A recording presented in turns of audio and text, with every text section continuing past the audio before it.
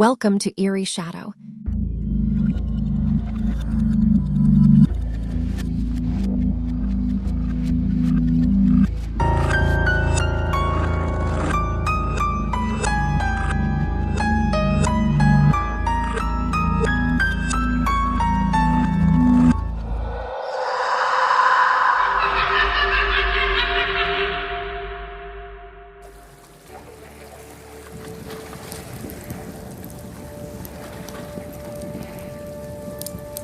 I never believed in miracles. I still don't. But I saw something I cannot explain. My name is Inde Resita, and I'm a journalist who specializes in debunking so-called supernatural phenomena. My job is simple: seek the truth behind myths, folklore, and so-called divine events. The more outlandish the claim, the more determined I am to expose it. That's why, when I received a tip about a small church in a remote province where statues of saints allegedly wept blood every Good Friday, I packed my bags and went without hesitation. Another hoax. Another sensationalized story to unravel, or so I thought. The church was colder than it should have been, not just from the thick stone walls, but from something deeper, something that seeped into my bones the moment I stepped inside. The glow of countless candles flickered against the statues, casting long, trembling shadows across the floor. The air was heavy with incense, the scent cloying, wrapping around me like unseen hands. I forced myself to move forward, past rows of wooden pews worn smooth by centuries of prayer. The statues of the saints lined the nave, standing in solemn procession, and they were weeping. The dried streaks of crimson carved paths down their faces, sinking into the delicate cracks of the marble. In the dim candlelight, the stains looked almost black, like old wounds that refused to heal. My breath came slower now, controlled. There had to be an explanation. I stepped closer. The statue before me was Saint Rita, her sorrowful gaze lowered, her hands clasped as if in silent suffering. The blood, or whatever it was, trickled from her carved tear ducts, trailing down her smooth, lifeless cheeks. This was a trick, it had to be. I pulled a cloth from my pocket, heart hammering, and reached up to wipe the stain away. That was my first mistake. The moment the fabric touched her cheek, the air in the church shifted. A whisper, soft, wordless, brushing against the edges of my mind. The candles flickered all at once as if the walls had inhaled. The shadows stretched, deepened. And then the stain wouldn't wipe away. Instead, it smeared, spreading beneath my fingertips as if the marble itself was bleeding. The cloth in my hand darkened, soaked through with something warm. The whisper grew louder, closer.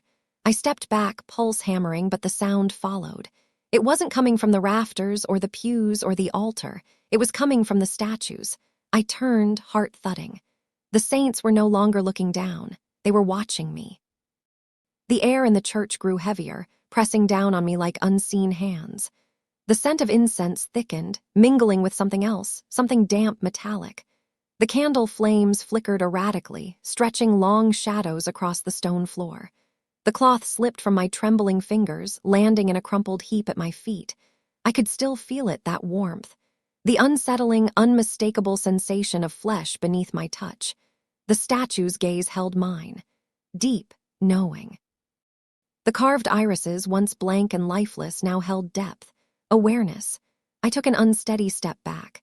My pulse pounded in my ears, my breath shallow. No, this was a trick, a projection, a distortion of light and shadow, but statues didn't breathe. And yet the air around St. Magdalene shifted as if something unseen had exhaled. I choked on my next breath. My skin prickled with something cold, ancient. The feeling of being watched was no longer just a feeling. Behind me, the rows of other saints stood in eerie silence, frozen in their sorrowful expressions. But now I was terrified to turn my back on them. Father Tomas's voice cut through the dense air, steady, unshaken. "Are you all right, Miss Resita?" I forced myself to look at him.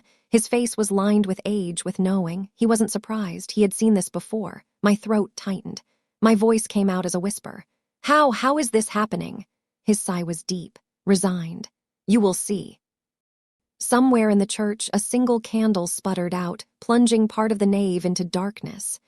And then, faintly, so faintly I almost doubted I had heard it, came a sound. A wet, shuddering inhale, Not from Father Tomas, not from me, from the statues. The night air was thick with the scent of melted wax and damp earth.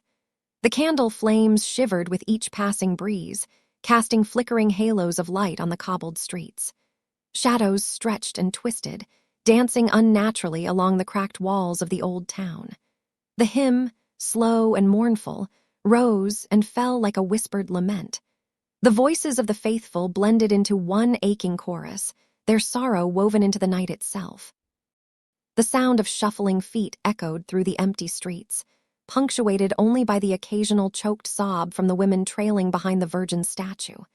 She was draped in black lace, her downcast eyes carved in eternal grief.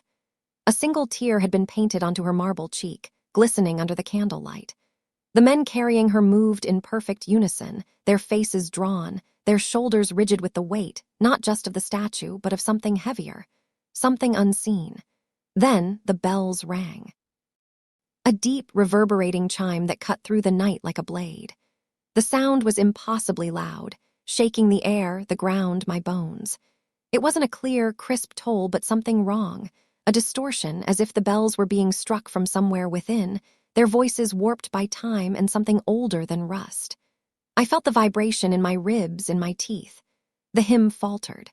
Some voices trailed off into silence, others wavered into uneasy murmurs.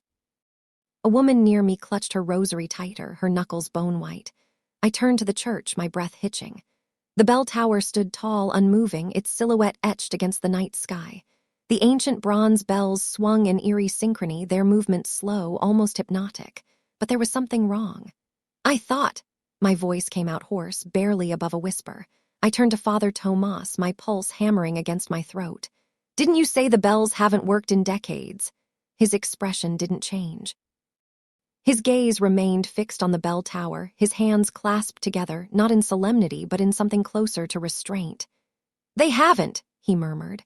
A gust of wind passed through the crowd, snuffing out several candles at once. The night darkened. The air turned colder. The bells kept ringing. But now, beneath their echoing toll, I heard something else. A whisper, soft, layered, 1,000 voices speaking at once. And then, just as suddenly as they had started, the bells stopped. The moment the last candle flickered out, the air changed. It thickened, pressing against my skin like damp cloth. The scent of incense and melted wax soured into something stale. Old wood, damp stone, the metallic tang of blood just beneath the surface.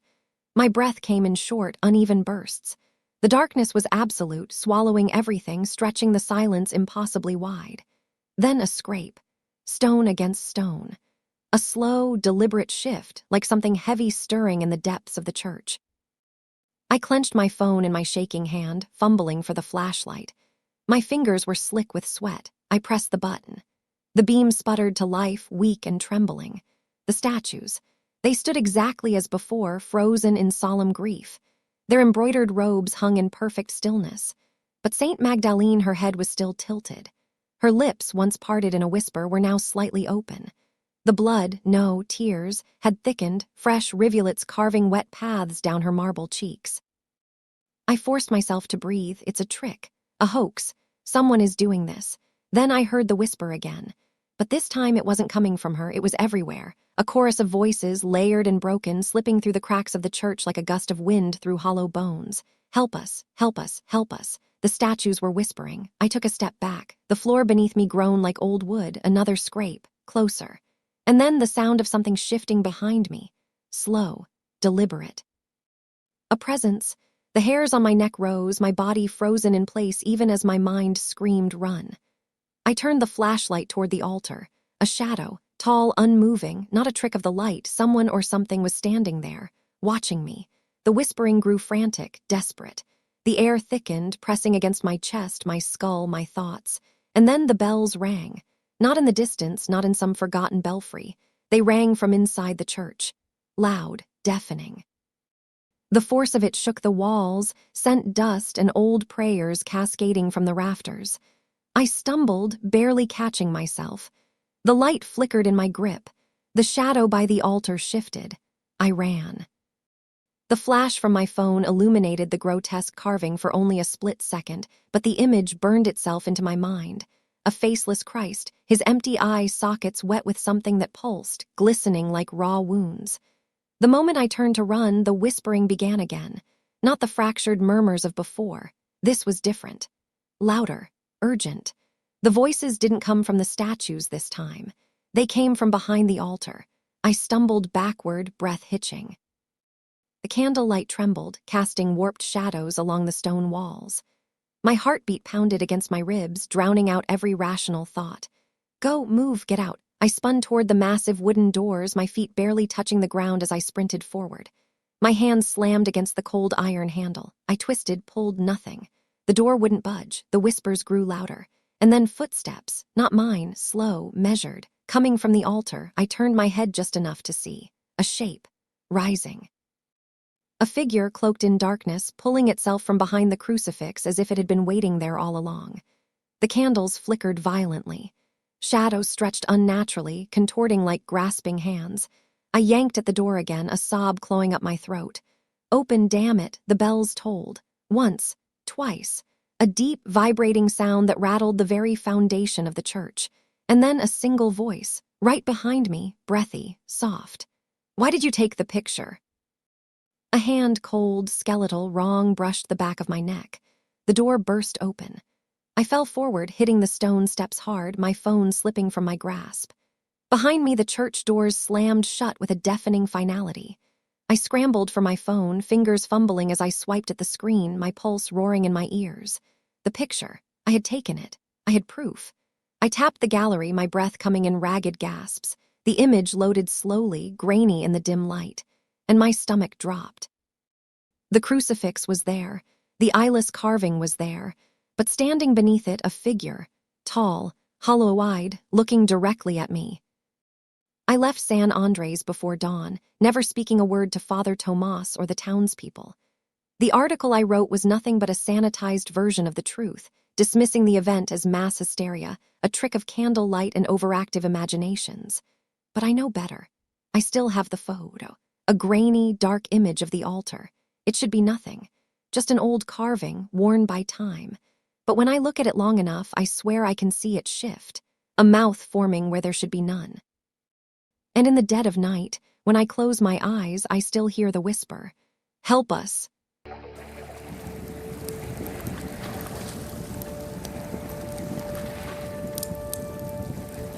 I never cared much for old yearbooks. They were just dusty reminders of people I'd forgotten and moments that never really mattered. But that night, I was bored. Bored enough to dig through the cluttered attic and pull out my mom's high school yearbooks. I flipped through the brittle pages, the faded ink and smiling faces frozen in time. Most of them were strangers to me, their hairstyles and clothes screaming of the past. And then I saw it, a blurred face. My fingers lingered on the grainy image, confusion creeping up my spine. It wasn't an error in printing. Every other face in the row was crisp and clear, but this one, it looked like someone had smeared it with an eraser. My stomach churned as I tried to make out the details. There was something disturbingly human about it, the vague suggestion of eyes, a nose, a mouth. But nothing fully formed. I called out to my mom. Hey, Mom, who's this? She was busy downstairs, barely listening. Who? This blurred person in your yearbook. Silence.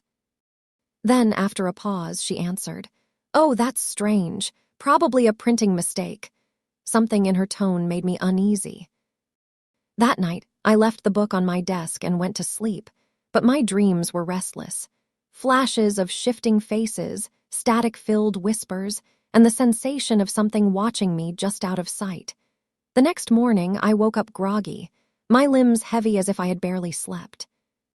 A dull ache throbbed at the base of my skull.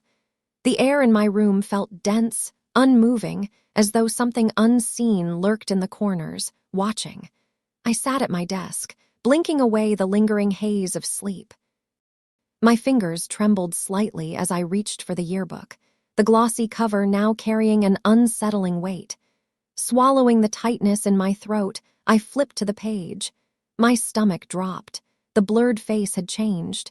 It wasn't just a trick of my tired eyes. The image had shifted. subtle details surfacing like faint outlines of cheekbones and dark smudges where eyes should be. A deep, slow unease curled through my gut. I slammed the book shut, my breath coming faster now. My hands felt clammy against the smooth cover. No, I was imagining things. Maybe I hadn't looked at it closely enough last night. Maybe it was always like that. But the thought gnawed at me. All day, the image lingered at the edge of my mind, creeping into every moment of silence. My heartbeat quickened whenever my thoughts drifted back to it, back to that not-quite face emerging from the blur, like something pushing through a fogged mirror. By the time evening settled, my nerves were raw. The air in my room had changed, thicker, heavier, pressing in from all sides. Shadows pooled in the corners, stretching unnaturally as my bedside lamp flickered. I told myself not to look. I had to look. With a shaky breath, I reached for the yearbook again, hesitating only for a second before flipping the pages. My pulse pounded in my ears. The face was almost complete. The details were sharper, the hollows of the eyes more defined, the mouth slightly curved into something that could have been a smile or a sneer. A cold wave of dread washed over me. My skin prickled with something primal, an instinct screaming that this wasn't possible. And then, recognition struck like ice water down my spine. The face wasn't just anyone. It looked like me. A strangled gasp tore from my throat as I slammed the book shut and shoved it to the far end of my desk, as if distance alone could erase what I'd just seen. My breath came in uneven, jagged pulls, my heart hammering against my ribs. "This isn't real," I whispered, my voice barely audible over the ringing in my ears. "It's just my imagination." But deep down, in that suffocating silence, I knew better. Something was changing, something was watching. And it was getting closer. By the fourth night, I could no longer deny it. I sat at my desk, staring at the closed yearbook as if it might lurch open on its own. My fingers twitched at my sides, reluctant to reach for it. The air in my room was different tonight, thicker, stagnant, charged with something unseen. My lamp flickered once, casting the walls into shifting shadows. A strange, metallic taste clung to the back of my throat. I didn't want to look, but the weight of the unknown was worse.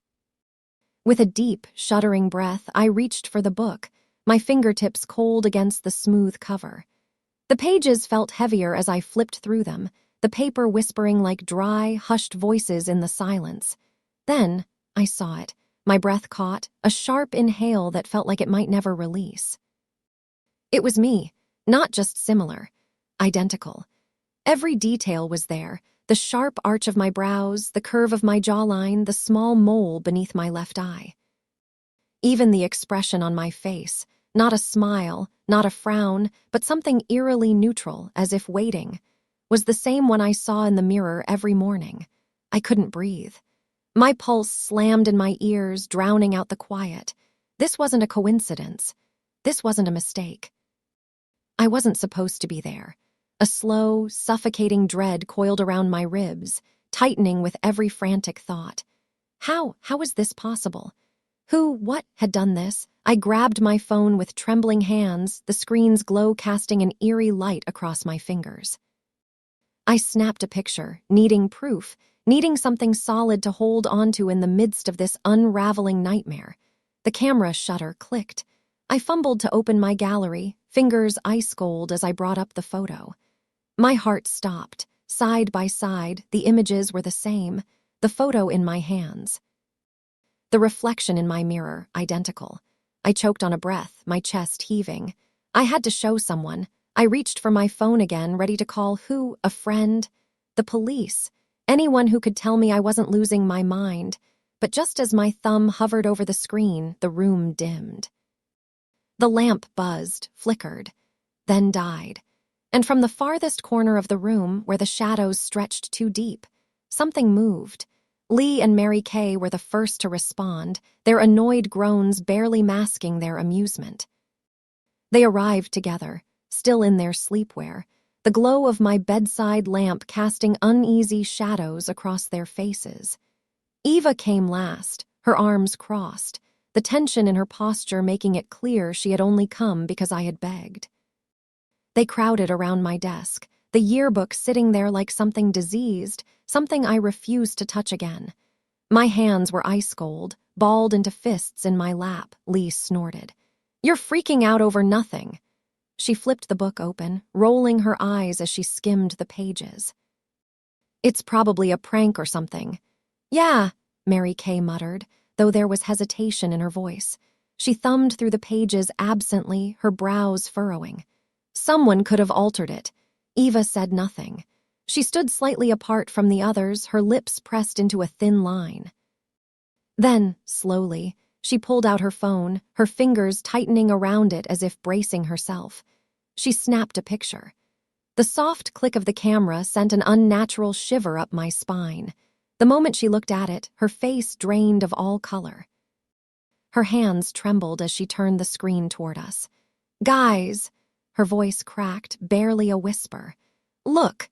We leaned in. It wasn't me. The picture she had just taken, it should have been me, but the person in the photo was someone else, someone older.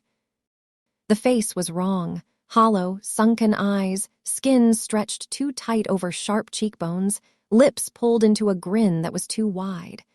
It was as if time had warped me into something unrecognizable. A sick, suffocating dread curled in my stomach. Heart-hammering, I turned the yearbook back toward me. My face was gone. The page that had, moments ago, held my perfect likeness now displayed something else entirely. The same twisted figure from Eva's picture. The mouth had changed. It wasn't just a grin anymore. It was moving, stretching, widening. I blinked, and the page seemed to ripple beneath my gaze. The ink swirled, shifting, aligning. It was looking at me. I don't remember screaming. Maybe I had. Maybe the sound had torn from my throat, raw and jagged, but my mind refused to hold on to it. I don't remember the exact moment my legs started moving, shoving me out of my room, Lee and Mary Kay at my heels, Eva slamming the door behind us as if it could keep something inside. All I remember, all I felt, was the suffocating certainty that it knew me now. The thing in the yearbook had seen me. I refused to sleep. The apartment was silent except for the occasional creak of the floorboards, the groan of the pipes settling in the walls. Shadows stretched long across my room, the dim glow of my laptop screen the only source of light. My fingers trembled over the keyboard as I scoured the internet, searching for anything, any trace of a story like mine. Nothing. No urban legends. No forum discussions.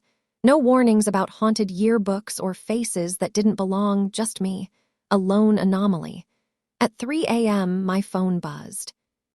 I flinched so hard I nearly knocked my laptop off my bed. My breath came in short, shallow gasps as I reached for my phone, dread curling around my ribs like a tightening vice. A notification from my photo gallery. New photo added. My skin turned to ice. I didn't move for a long moment, my thumb hovering over the screen. My pulse roared in my ears as I tapped it open. The moment the image loaded, my breath caught in my throat. It was me, standing beside my bed, eyes wide with terror. The dim glow of my laptop illuminated my face in the picture, the same scene I was in now. But I hadn't taken it. My fingers tightened around my phone as I stared, unable to blink, unable to breathe. Then my stomach dropped. There was something behind me, not a shadow, not a trick of the light. Something tall, wrong, staring down at me. Its face wasn't fully formed, features shifting, distorting, flickering between something almost human and something that shouldn't exist. My vision blurred. My hands trembled. And then, the screen flickered. For half a second, the image changed. Not me standing beside my bed, me lying in it. Eyes open, mouth slightly parted, unmoving like I was dead. I don't know how I survived the night. Maybe I didn't. Maybe I was still lying there in that other version of the photo, the one where I wasn't breathing. By morning, I felt hollow. Not tired, not drained, just emptied out like something had scraped me clean from the inside. My body still moved, still functioned, but my mind was somewhere else. somewhere colder. I didn't check the yearbook again. I didn't need to. I already knew what I'd see. I felt it. Lurking just beyond my vision, pressing against the edges of my awareness, like something waiting for me to acknowledge it, like something waiting for me to slip. By afternoon, I couldn't take it anymore. I found my mother in the kitchen, her back to me as she washed dishes, humming softly under her breath. The ordinary scene felt wrong, like a fragile illusion, a moment I didn't belong in anymore. "Mom." She turned, her face warm at first, until she saw my expression. The color drained from her cheeks. "Tell me the truth," I begged, my voice cracking. "What happened in your class? Who was that person?" She stared at me for a long moment, something unreadable flickering behind her eyes. Then she sighed, a heavy, resigned sound. "We don't talk about her." I swallowed against the rising dread curling in my stomach. "Why?" Mom's fingers clenched around the dish towel. She shouldn't have been there. The way she said it, flat, absolute, sent a shiver through me. "I don't understand." My voice barely came out. "Who was she?" We never knew her name. Mom's gaze turned distant, like she was looking at something far, far away. "She just appeared in our photos one day. The teachers, the principal, they all swore she wasn't a student, but there she was, sitting in class, smiling in the yearbook." I felt my pulse in my throat. And then Mom hesitated. Her next words came out in a whisper. "One day, she disappeared. Just gone. No one saw her leave. No one ever spoke about her again." The air in the room turned thick, suffocating. "But she stayed," Mom said softly, barely audible over the rush of blood in my ears. "She stayed in the yearbook." A cold, sharp weight settled in my chest. "And every few years," my mother's breath shuddered. "She finally met my eyes, and for the first time I saw fear there. She chooses someone new. It's been a week since I first saw the blurred face. Every morning I wake up and check the mirror, terrified that I'll see something wrong, that I'll wake up as someone else entirely. I burned the yearbook yesterday. But deep down, I know it's not over. Because this morning, when I glanced at my phone's reflection, just for a second, I swear I saw her, smiling back at me.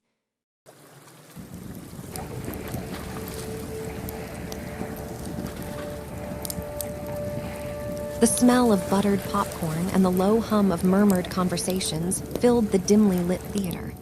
It was a Friday night, and June had been looking forward to this for weeks. A horror movie marathon with her friends, a tradition they started in college. She adjusted her hoodie and glanced around the nearly empty cinema. It was odd. The movie was supposed to be a big release, yet only a handful of people sat scattered throughout the red velvet chairs. "This is weird," June muttered, nudging her best friend, Eric. "I thought this film was supposed to be packed." Eric shrugged, popping a handful of popcorn into his mouth. "Guess people aren't into horror as much as we are." The lights dimmed further. The massive screen flickered, the speakers humming to life. The first few trailers played as expected, upcoming thrillers, reboots, and cheap jump scares. Then, without warning, the screen turned black. A deep, guttural sound rippled through the speakers, vibrating the seats. Then, the image of a dimly lit street appeared. The camera was shaky, as if someone was recording from their phone. It panned left and right before settling on a group of 5 people standing outside a movie theater. June frowned. The figures on the screen looked eerily familiar. The camera zoomed in on one of them, a girl in a hoodie, her hands stuffed in her pockets, laughing at something the others had said. Her breath hitched. The girl was her. The camera panned to the others, Eric, Susie, Tony, and Chris. Every detail was exact: Susie's floral dress, Tony's signature black cap, the neon blue sneakers Chris always wore. "What the hell?" Chris whispered. The screen cut to black. Then words appeared in crimson letters, "Coming soon." A montage followed. It showed them walking into the theater, sitting down in their exact seats. The perspective changed, as if a hidden camera was filming them. Then the images became erratic, glimpses of them looking around in confusion, Chris whispering something to Eric, Susie's face twisted in fear. The final shot showed June, staring directly into the camera, her lips moving in silent horror. Then the screen glitched and suddenly her voice rang out through the speakers. "Guys, someone is watching us." A cold sweat broke over June's skin. This isn't funny." Tony stood up. "It's some prank, maybe a marketing stunt." The theater remained deathly silent. The screen was black, but the speakers buzzed with a static hum. Susie gripped June's arm. I don't think we should be here." Then the film resumed. It showed a new scene, a dark hallway. The same shaky camera, now capturing something moving in the shadows. Slow, deliberate footsteps echoed through the speakers. Then the camera panned to a door. It was labeled exit. A low whisper slithered through the speakers, a voice barely audible yet unmistakable. "Don't leave." The camera turned sharply. Something was there. A figure, featureless, standing in the dim light of the emergency exit sign. Its elongated arms stretched toward the camera. The perspective shook violently, the image distorted as if the footage itself was panicking. Then the scene shifted back to them, not in the film, in the theater. June's breath hitched. On the screen, the camera panned across the darkened audience. It showed the backs of their heads, a direct feed of them sitting in their seats at this exact moment. And then the camera turned to the entrance of the theater, the heavy doors at the back of the room. A shadowy figure stood there, watching. Susie whimpered. "No, no, no." The screen went black. A single line of text appeared, the end. The lights flickered on. June's heart slammed against her ribs as she whipped around. The doors at the back of the theater were open, revealing nothing but an empty, yawning hallway. They bolted out of their seats. The other moviegoers looked just as shaken, whispering among themselves. "What the hell was that?" Chris demanded. No one had an answer. As they reached the lobby, a small, elderly man stood behind the counter. His gray eyes locked onto them, his wrinkled face unreadable. "Did you enjoy the show?" he asked. Tony scowled. "That wasn't a show, that was..." The man tilted his head. "That was the trailer." Silence fell over them. Susie took a step back. No, it was." The old man smiled. "The full movie starts at midnight." They didn't stay to find out. The group spilled into the cold night, their breaths coming in short, ragged gasps. June grabbed her phone, her hands shaking as she checked the time. 11:59 p.m. Her screen glitched. The numbers flickered. Then, just as the clock struck midnight, her phone screen lit up with a single notification. "Now playing. Your final showing."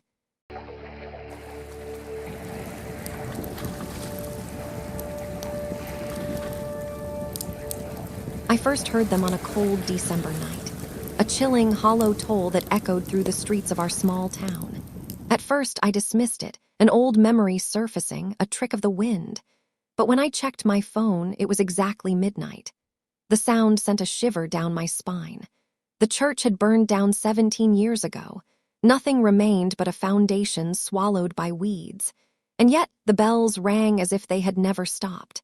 My name is Daniel Carter. I moved back to St. Augustine after my mother's passing, hoping to settle her affairs and sell the old house. I had no intention of staying. But that night, when the bells rang, something inside me whispered, "Stay. Listen. Remember." The diner suddenly felt colder, like an unseen draft had slithered in under the door.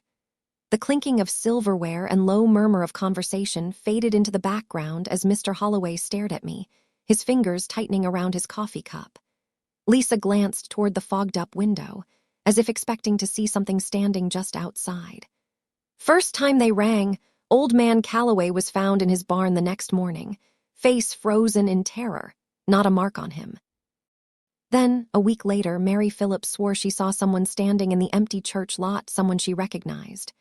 Lisa's voice dropped to a whisper. "Her sister, the one who died in the fire." A shiver ran down my spine. Mr. Holloway exhaled, his breath slow and heavy. "You were here that night, weren't you?" I swallowed hard. The memory clawed its way to the surface, the eerie glow painting the sky, the thick smoke stinging my eyes, the way the fire devoured the wooden steeple until it collapsed in on itself. The scream still echoed in my head if I thought about it too long. Jonah had been one of them, my stomach twisted. Why would the bells ring now? My voice sounded small, uncertain. "There's nothing left." Lisa hesitated, glancing at Holloway before answering. Some folks think it's a warning. The diner door creaked as the wind rattled against it.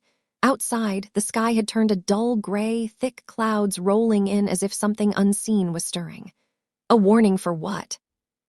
I asked, but deep down, I wasn't sure I wanted the answer. The silence that followed was thick, suffocating. Even the wind had stilled, as if the night itself was holding its breath. My heart pounded against my ribs, my pulse thrumming in my ears. I swallowed hard, the metallic taste of fear coating my tongue. I swept my flashlight over the ruins again, my fingers trembling against the handle. Nothing. Just charred remains, twisted beams reaching toward the sky like grasping hands. But I knew what I had seen. The smell of smoke thickened, acrid and suffocating. My throat tightened as I stepped forward, my foot crunching over brittle debris. And then a whisper. Low, almost a breath, right behind me. I spun around, my flashlight flickering wildly. The lot was empty, but the air felt wrong, charged, heavy, as if something unseen was pressing against my skin. My breath came in short, uneven gasps. The bells tolled again, loud and echoing, though the tower had long since crumbled. And then, for the briefest moment, I swore I saw movement in the darkness, just beyond the ruined doorway. A figure, its shape barely distinguishable against the night. Standing, watching. Then the flashlight died. I turned and ran.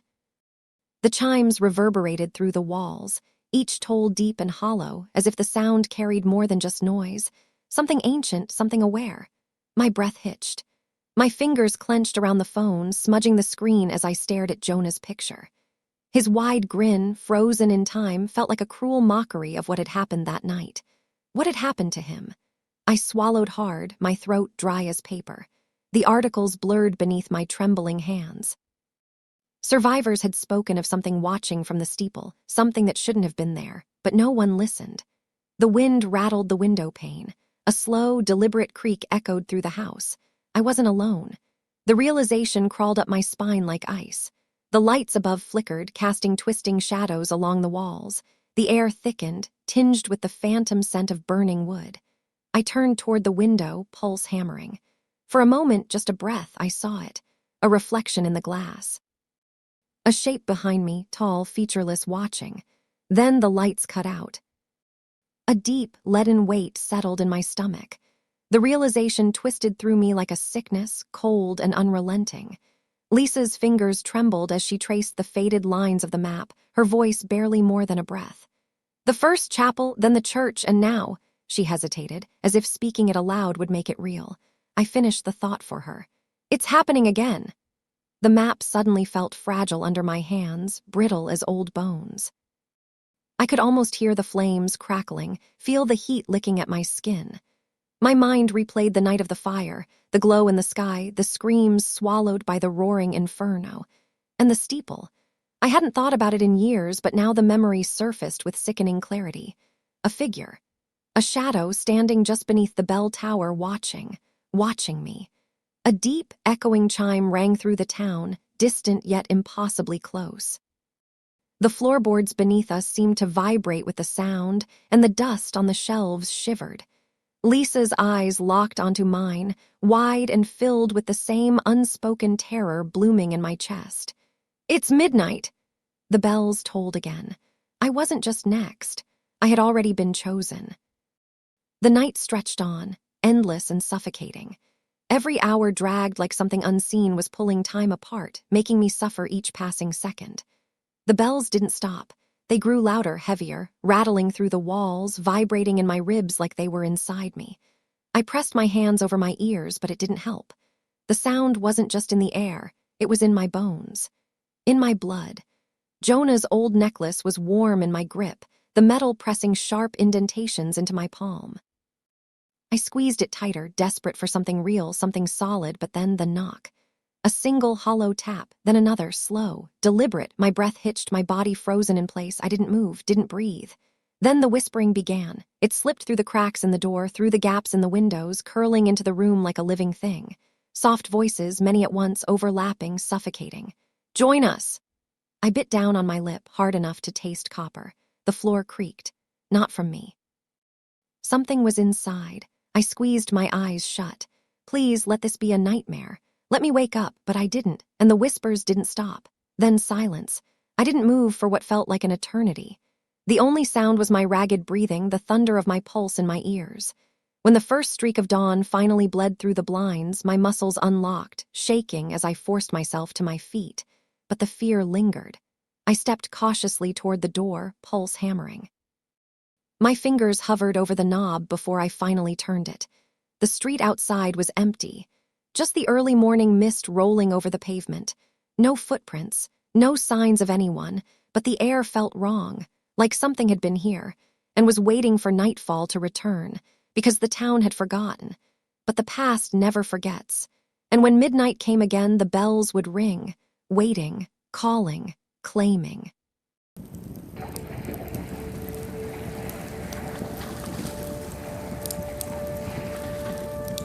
The rumors started online, whispered between thrill seekers and urban legend hunters. An abandoned mall in Manila, left to rot after a fire decades ago, was said to have a working elevator. But only at night, and only if you followed the right sequence. Erica didn't believe in ghosts. Neither did Gladys, Mario, Tomas, or Jelly. They were just a group of college friends with nothing better to do on a Friday night. A few drinks, some laughs, and a ridiculous dare to test the so-called elevator ritual. We do it, we film it, we go viral. Simple as that, Mario had said, grinning as he held up his phone. Now, standing in the darkened lobby of a forgotten mall, their breaths fogging in the cold, Erica wasn't so sure. The walls were cracked, graffiti scrawled across the once grand entrance. The escalators stood frozen in time, their metal steps coated in dust. The scent of mildew mixed with something acrid, something wrong. The only sound was the occasional drip of water from the ceiling, echoing like a distant footstep. Creepy as hell, Jelly muttered, hugging herself. Why did we think this was a good idea again? Because we're young, dumb, and desperate for likes, Tomas joked, but his voice was tight. They found the elevator easily enough. It stood at the far end of the hall, its doors rusted but slightly ajar. When Mario pressed the call button, it lit up. Okay, that's weird, Gladys said. No way this thing still has power. It's probably hooked up to the emergency grid or something, Mario reasoned. Or maybe it's just haunted. Nobody laughed. Erica inhaled sharply. All right, let's do this. The ritual was simple. Enter the elevator, press the floors in a specific order, 4, 2, 6, 10, 5. If done correctly, the doors would close on their own, and when they opened, you'd be on the 13th floor. Except the mall never had a 13th floor. The doors clanked shut behind them, sealing them in a coffin of flickering light and stale air. Mario pressed the sequence. 4, 5, 6, 7, 8. The elevator shuddered, then began its slow ascent. At first, nothing seemed unusual. The floor numbers blinked in order, the cables groaned above them, and they exchanged nervous smiles. Then the lights cut out, a heartbeat of silence. The elevator jerked violently, sending them crashing into each other. Jelly let out a strangled yelp. A faint humming sound filled the space, like someone whispering just beyond the walls. Then ding. The doors slid open. Total darkness. No floor number was displayed. No emergency lights, just an empty void stretching beyond the threshold. Erica swallowed hard. Guys, I don't think we should. Knock, knock, knock, a slow, deliberate rapping against the outer doors. Gladys whimpered. Who's there? Knock, knock, knock. It wasn't coming from inside the mall. It was coming from the darkness ahead. Something was waiting just outside the elevator. Don't step out, Tomas whispered, his voice barely audible. Mario, breathing heavily, raised his phone's flashlight.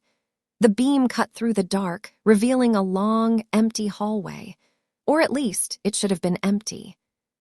There was someone standing at the far end. Not moving, not speaking, just standing. A woman dressed in tattered clothes, her hair obscuring her face. Her feet were bare, her skin too pale. And though the hallway stretched impossibly far, Erica could feel her breath against her neck. The lights flickered, and suddenly she was closer. Jelly sobbed. Close the doors! Close the goddamn doors! Mario frantically pressed buttons, any button, but the panel didn't respond. The woman took another step, her body jerking unnaturally. Another flicker of the lights, and she was closer still. It's not real, Erica muttered. This isn't real. The woman's head snapped up. A grin stretched across her face, too wide, too sharp. Her eyes were hollow pits, endless voids that swallowed all light. And then she ran at them. The doors slammed shut just as she reached them. The elevator plunged downward. They screamed as gravity pulled at them as the metal box rattled and shrieked. Erica clutched onto Tomas, her fingers digging into his arm. Then, with a final, sickening jolt, they stopped. The doors slid open. They were back in the mall lobby. For a long moment, nobody spoke. Then Mario stumbled out first, gasping for air. The others followed, legs trembling, hearts hammering against their ribs. "Never again," Gladys breathed. "Never again." Jelly was crying. Tomas kept glancing over his shoulder as if afraid the woman would still be there, grinning in the darkness. Mario, pale as a ghost, looked down at his phone. "Guys," he whispered. "We were in there for 10 minutes. But my phone says we've been gone for 4 hours." No one had an explanation. They left the mall in silence, the weight of something unseen pressing against them. The next day, Mario uploaded the footage. But the video cut out just as the elevator doors opened on the 13th floor. The rest of the recording was corrupted. Only the audio remained. And in the background, beneath their screams, there was a voice, laughing.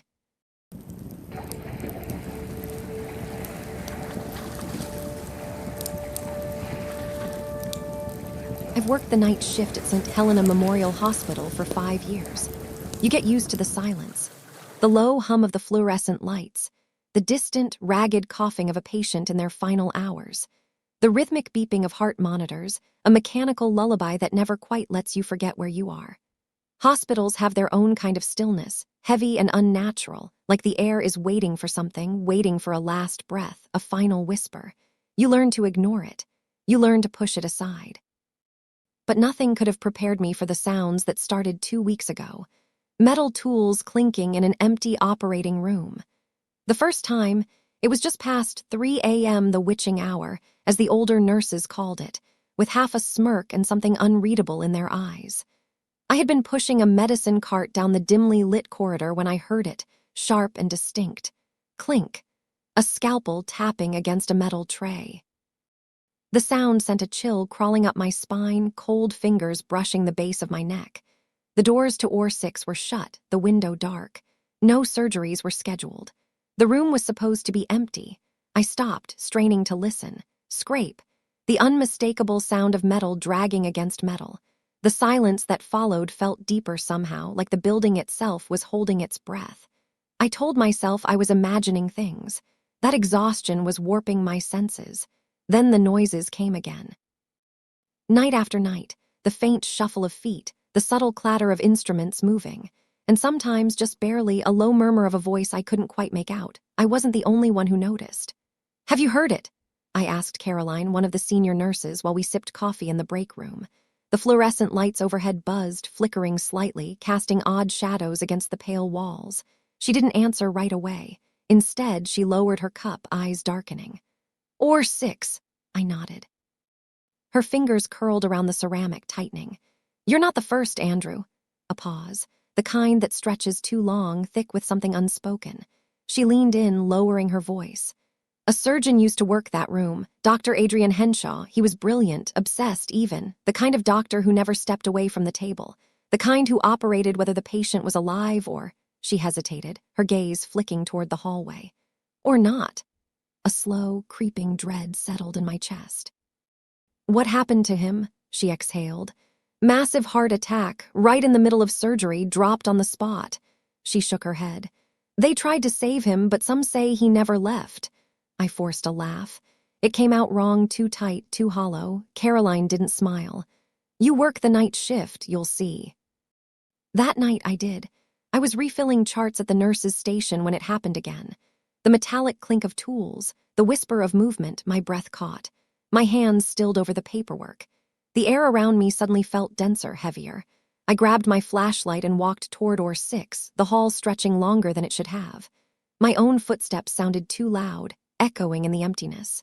The doors loomed ahead, silent and still. My pulse pounded in my ears as I reached for the handle. The metal was ice cold. I swallowed hard and pushed. The door groaned open. Freezing air rushed out. I stepped inside, the dim glow from the hallway barely reaching past the threshold. The operating table stood in the center, draped in shadow, surrounded by neatly arranged surgical tools. Except they weren't where they should have been. The scalpels, clamps, and scissors were scattered, some lying at odd angles as if just used. Then I saw them, the surgical gloves resting on the metal tray, not untouched. The fingers were pressed inward, the faintest indentations marking where someone or something had just removed them. A whisper of movement in the dark. And then from the far side of the room, a figure stepped forward. Tall, silent, draped in a surgical gown. The dim light caught the sheen of his mask, obscuring everything except his eyes, empty, hollow pools of blackness. His hands moved, gloved fingers precise, working diligently over an empty space. A body that wasn't there. I couldn't breathe. My limbs felt like lead, my heart beat a deafening drum in my ears. Then he spoke, raspy, distant. Scalpel. The instruments on the tray trembled, one lifted, by itself. That was when I ran, I didn't stop. Not when I reached the break room, not when Caroline found me, hands locked around my coffee cup, knuckles white. "You saw him," she murmured. Not a question, I nodded. She sighed, staring past me, lost in thought. "He doesn't know he's dead, or maybe he does, maybe he just doesn't care." I should have transferred, I should have left, but something drew me back. Night after night, the phantom surgery continued. Dr. Henshaw trapped in his routine. I wasn't sure what was worse. The fact that he still operated, or the fact that sometimes, when I passed the door, I could hear a patient breathing. A patient who wasn't there.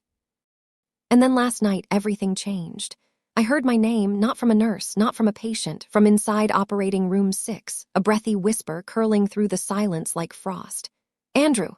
The doors swung open on their own, revealing the shadowed figure inside.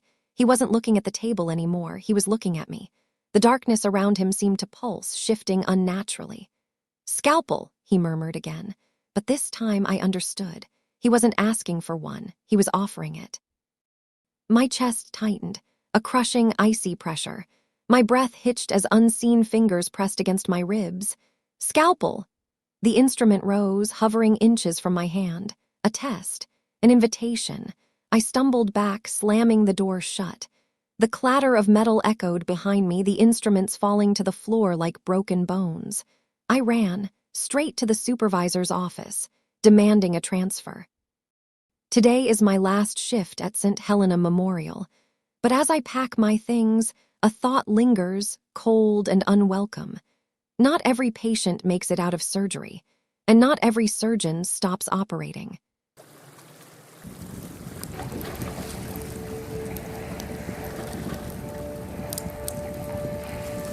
I've never been the kind of student who gets in trouble. Not really. Sure, I talk in class sometimes, maybe slack off when I think I can get away with it, but detention, that's never been my thing. So when Mr. Smith snapped at me out of nowhere and gave me an hour after school, I figured it was just bad luck. Lucas and Abel weren't so sure. "Dude, what did you even do this time?" Lucas nudged me as we walked through the crowded hall, the final bell still ringing in my ears. I shrugged.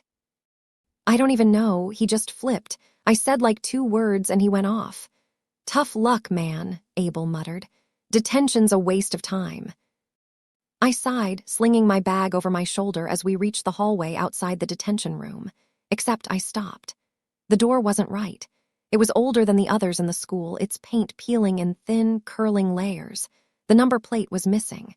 There was no little window to peek inside, just a heavy wooden slab standing between me and my punishment. Abel and Lucas must have noticed my hesitation because they exchanged uneasy glances. "You sure this is the right room?" Lucas asked. I was. But what else could I do? I pushed the door open and stepped inside. The moment I crossed the threshold, a chill crawled up my spine. The room was dimly lit, the only source of light a sickly flickering bulb overhead. Desks stood in perfect rows, all unoccupied. The air smelled of dust and something faintly metallic. A clock on the wall ticked loudly, but the hands weren't moving. Stuck at 3:15. "Sit down, Marcus." I jumped at the sound of Mr. Smith's voice. He was standing at the front of the room, head bowed, fingers tapping against the desk. He didn't look up. Something about the way he stood sent a ripple of unease through me. I slid into a seat near the middle of the room, my hands curling into fists against my knees. The door clicked shut behind me. I nearly flinched. I hadn't heard him move, but somehow he was already there, his fingers twisting the lock. Then, without another word, he turned and vanished. I blinked. My breath hitched in my throat as I stared at the empty space where he had just been. The air around me felt thicker, heavier. I swallowed hard and turned toward the door, my heartbeat slamming against my ribs. Locked. I rattled the handle, but it wouldn't budge. Panic started to creep into my bones. I spun around, eyes scanning the room. The desks were still empty. The clock still stuck at 3:15. Then a whisper.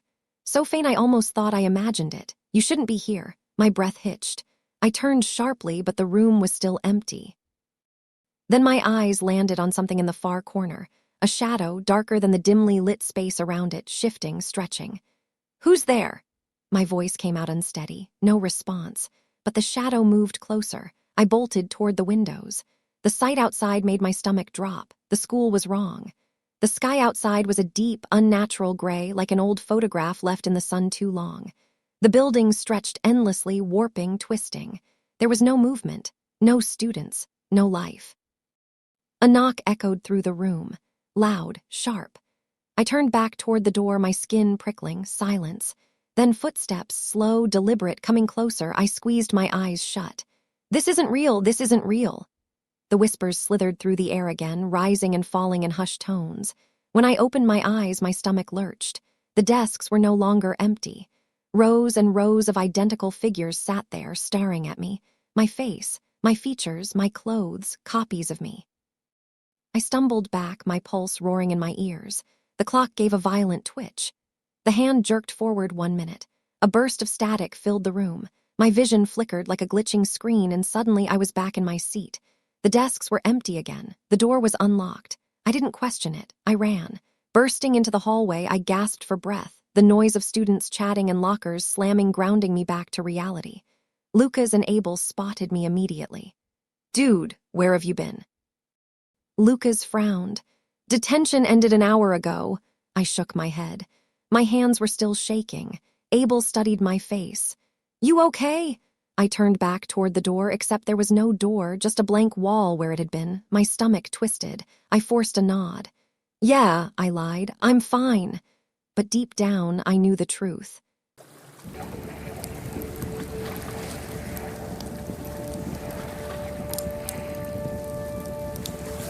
I should have turned down the job the moment I saw the building. The abandoned St. Mercy Asylum loomed before me, its towering stone walls swallowing the last bits of daylight. It had been shut down for decades, left to rot on the outskirts of town. But the owners wanted to sell the property, and before they could, someone had to clean it up. That someone, unfortunately, was me. My name is Jericho. I'm not a superstitious guy. I take whatever work I can get, and the pay was too good to pass up. I had no illusions about what I'd find inside. Mold, rust, probably some rats. What I wasn't expecting were the messages. The air felt thick, stagnant, as though the building itself had been holding its breath for years. Every step I took sent up faint echoes, but there was something else beneath them. A near imperceptible rustling, like fabric shifting in an unseen draft. The dim light filtering through cracked stained glass windows painted distorted patterns across the ruined furniture, making shadows stretch and twist in ways that felt wrong. I tightened my grip on the broom, heart hammering against my ribs. It's just an old building. Old buildings creak. Old buildings settle. I repeated the words like a mantra, but the moment I turned my back on the wall, something shifted, a whisper, so soft it could have been my imagination, yet it curled around my ears like icy breath against my skin. I froze. The broom in my hand felt absurdly useless. The whisper came again, this time a breath closer. A slow, deliberate exhale, not the wind, not the pipes. Something was in here with me. The prickle on the back of my neck bloomed into full-blown dread. I forced myself to turn, scanning the ruined hall. The message on the wall gleamed wetly, as if it had been freshly written again. But I had just touched it. It should have dried. I stepped back. My boot crunched over something brittle, a shard of glass, no bones. Small, delicate, scattered across the floor like teeth spilled from a mouth that had whispered one too many secrets. The air grew heavier, pressing down on my lungs. The silence between the whispers stretched taut, like a bowstring about to snap, and then closer now, right against my ear. Get out. The patient ward yawned before me, a cavern of sterile rot and moonlit dust. The overhead lights were long dead, leaving only the cold glow of the outside world bleeding through broken blinds. My footsteps slowed as I took in the rows of rusted bed frames, their mattresses gutted and skeletal, sheets stained with time or something darker. The air had changed. It was heavier here, thick with something unseen, something watching. The scent of mildew clung to my throat, but beneath it, something sharper lingered, the faint copper tang of old blood. I swallowed hard. Just clean. Just finish. Then the murmur returned. Jericho. I froze, the name curling through the air like a dying breath. This time it was clearer, closer. The voice was fragile, desperate. I whipped my head toward the source, expecting. What? Someone crouched beneath a bed, a shadow flitting past the door, but there was nothing. A chill licked up my spine as I reached for my mop, knuckles white around the handle. The ward seemed to stretch, elongate, each empty bed a silent witness to something I couldn't see. The floor beneath me was damp. My breath hitched. I hadn't mopped yet. Slowly, as if drawn by an unseen force, I lowered my gaze. A dark puddle spread across the cracked tile, seeping from beneath the nearest bed frame. It wasn't water. The viscous liquid caught the light in sickly ribbons of crimson and black, and then a hand, pale, skeletal, streaked with grime and something wet. It slid out from under the bed, fingers twitching, reaching for me. The silence was no longer just silence. It was alive, a pulsing, humming thing pressing in around me, filling the spaces between each breath, each beat of my hammering heart. The dampness in the air clung to my skin like a second layer, cold and clammy, as if the walls themselves were exhaling against me. I wanted to move, to run, but my legs were stone. The words, "Help me," stared back at me, still wet, still forming. The ink, no, not ink, something thicker, seeped into the cracked paint like veins threading through flesh. The wall shuddered as if it were breathing, a whisper, close, right at my ear. Jericho. My stomach plummeted. My own name, spoken so softly, so intimately, as if lips had formed around the syllables just behind my shoulder. The urge to turn back nearly overpowered me, but I wouldn't make that mistake. I wasn't supposed to. The air shifted. A presence. Heavy, not just watching, looming. I swore I could feel fingers grazing the nape of my neck. Something ice-cold lingering in the space I refused to acknowledge. And then, the beds creaked, one after another, a ripple of sound down the ward, the rusted frames groaning in sequence as if someone, or something, was rising from them. I squeezed my eyes shut. It's not real. It's not real. Then the footsteps started, soft at first. Slow, like bare feet against the tile, one step, then another, growing closer. I sucked in a sharp breath, heart hammering against my ribs so hard it hurt. A wheezing exhale followed, not mine. It was right behind me. The sound of my own breath came in ragged gasps, sharp and uneven, but beneath it, beneath everything, was the slow, deliberate squeak of the wheelchair's wheels against the tile. Rolling toward me, my chest tightened.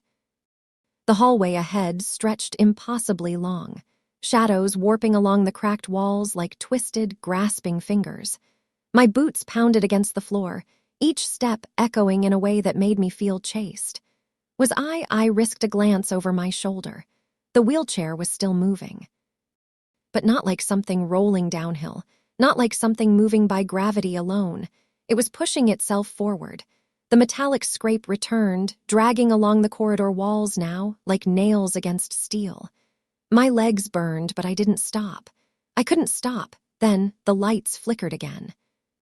A strobe of darkness. For a split second, everything went black.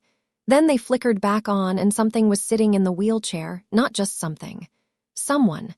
A figure slumped unnaturally in the seat, head tilted, limbs limp, but wrong. Its neck was twisted too far to one side, the jaw slack, lips parted just enough to reveal teeth, stained, broken.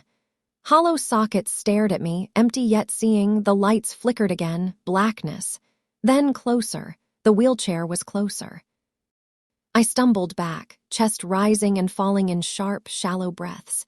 The air was thick with decay, but beneath it, something else, something metallic, coppery.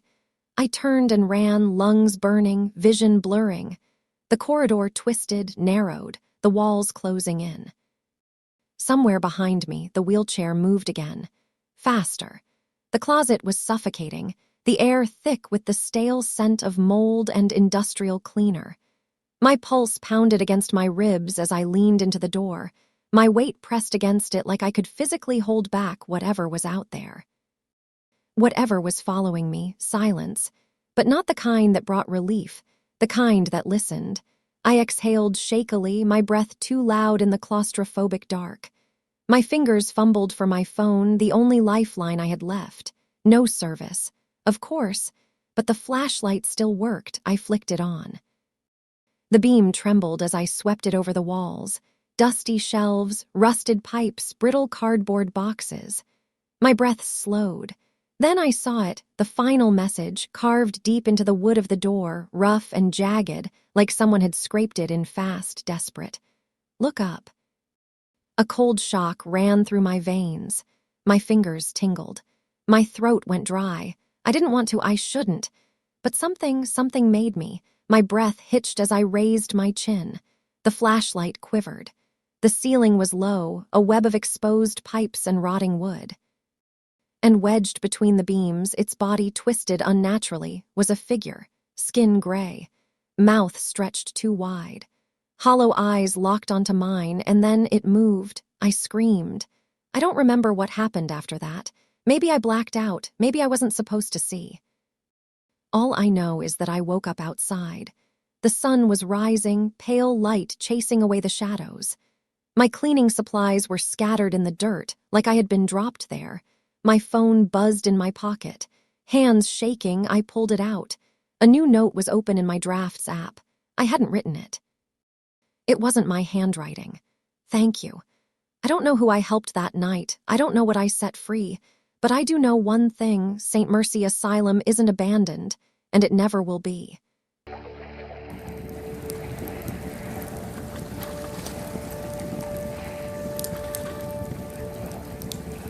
I always believed that the law was absolute, a rigid framework built on logic, evidence, and justice. But in all my years as a defense attorney, nothing prepared me for the case of Thomas Greaves, a man accused of murder, seeking my representation. The only problem: Thomas Greaves had been executed 15 years ago. It started with an email, a formal request for legal counsel. The sender was a paralegal named Diane Moore, who claimed to work for an old client referral firm. The email was succinct. Attorney, John Jacobs, our client, Thomas Greaves, is in need of representation for an upcoming hearing. The trial is scheduled in 2 weeks. Compensation is guaranteed. We believe you are uniquely suited for this case. Attached is the necessary information. Please confirm your availability. Something about the wording struck me as odd.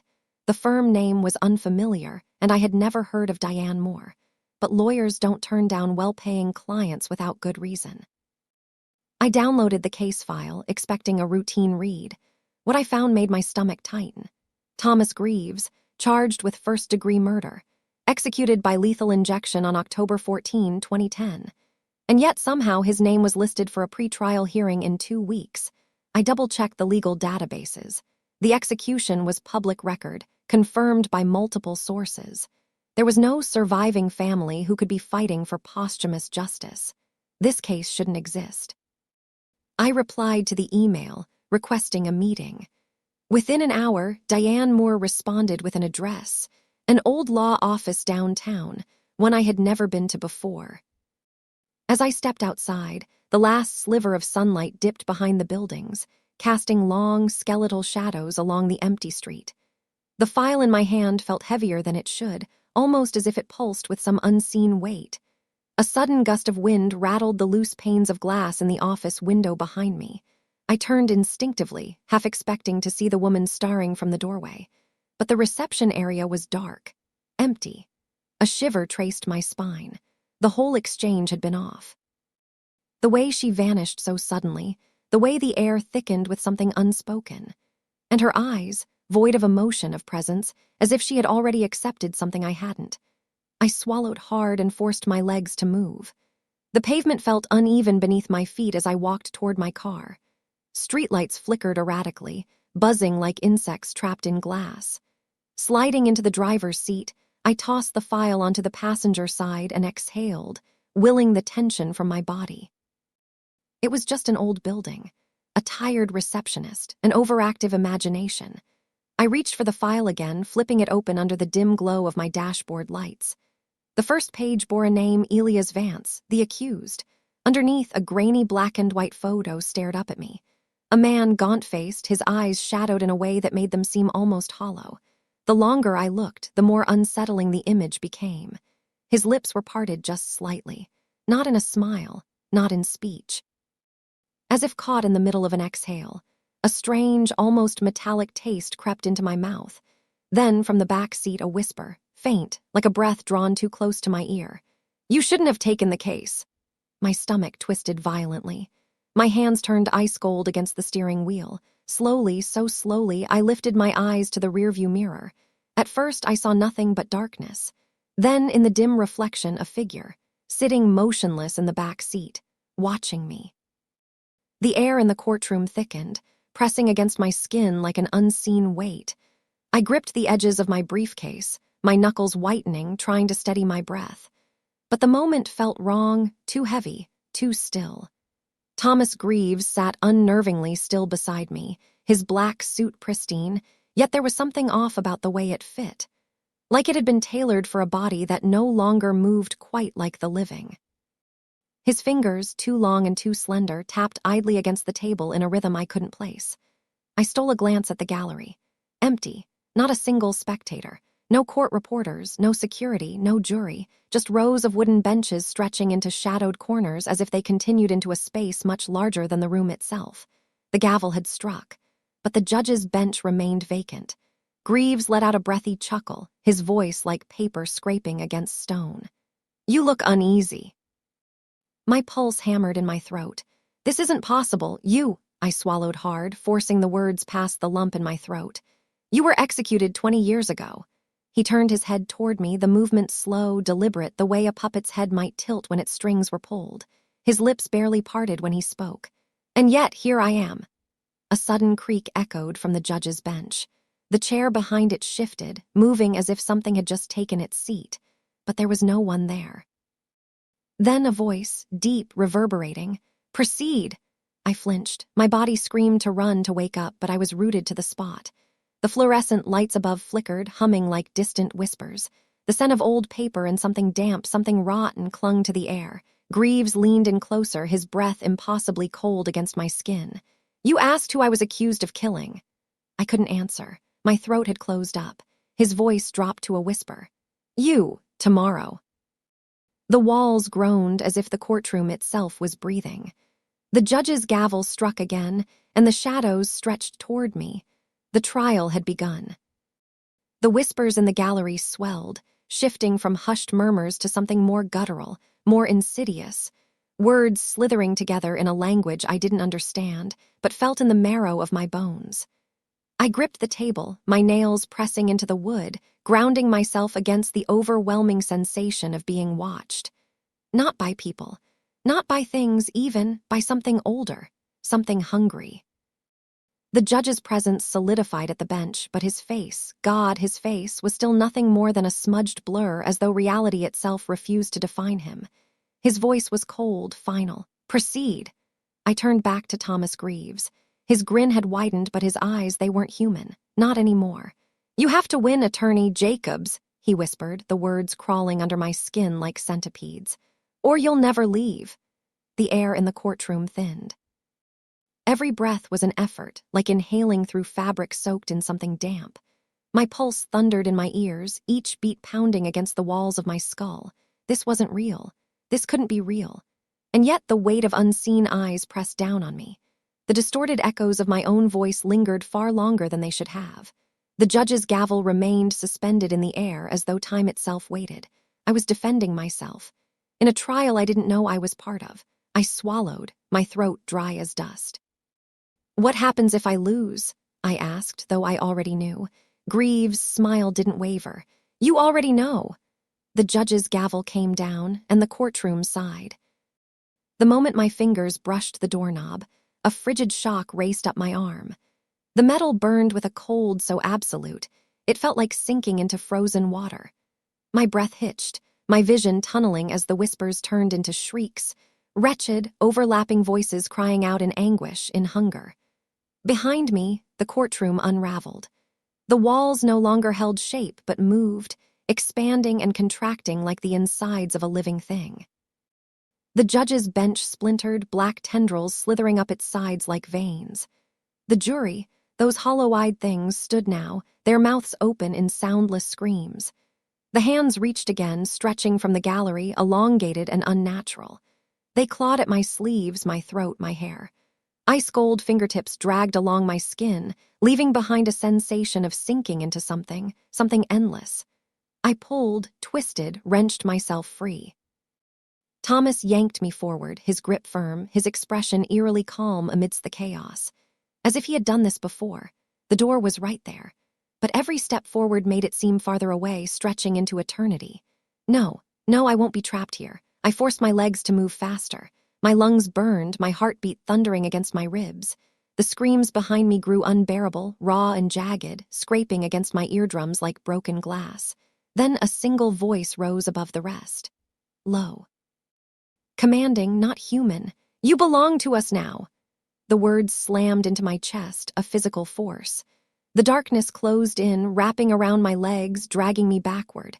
My scream ripped from my throat, swallowed instantly by the abyss. Thomas turned to me, his expression unreadable, resigned. I saw it then, the flicker of regret in his hollow gaze. He let go. I fell. I woke up in my office. The file on my desk was blank. My hands trembled as I checked my inbox. No email from Diane Moore. No record of the case. My phone had no call logs from the past 24 hours. And yet my briefcase still smelled of that decayed courtroom air. Was it a dream? A hallucination? I didn't wait to find out. I left my office, walked straight home, and poured myself a drink. But before I could take a sip, a single sheet of paper fluttered onto my coffee table. A court document, a signed verdict. Guilty. And beneath it, a note scrawled in ink. "You're lucky, Attorney Jacobs. Not everyone wins their case."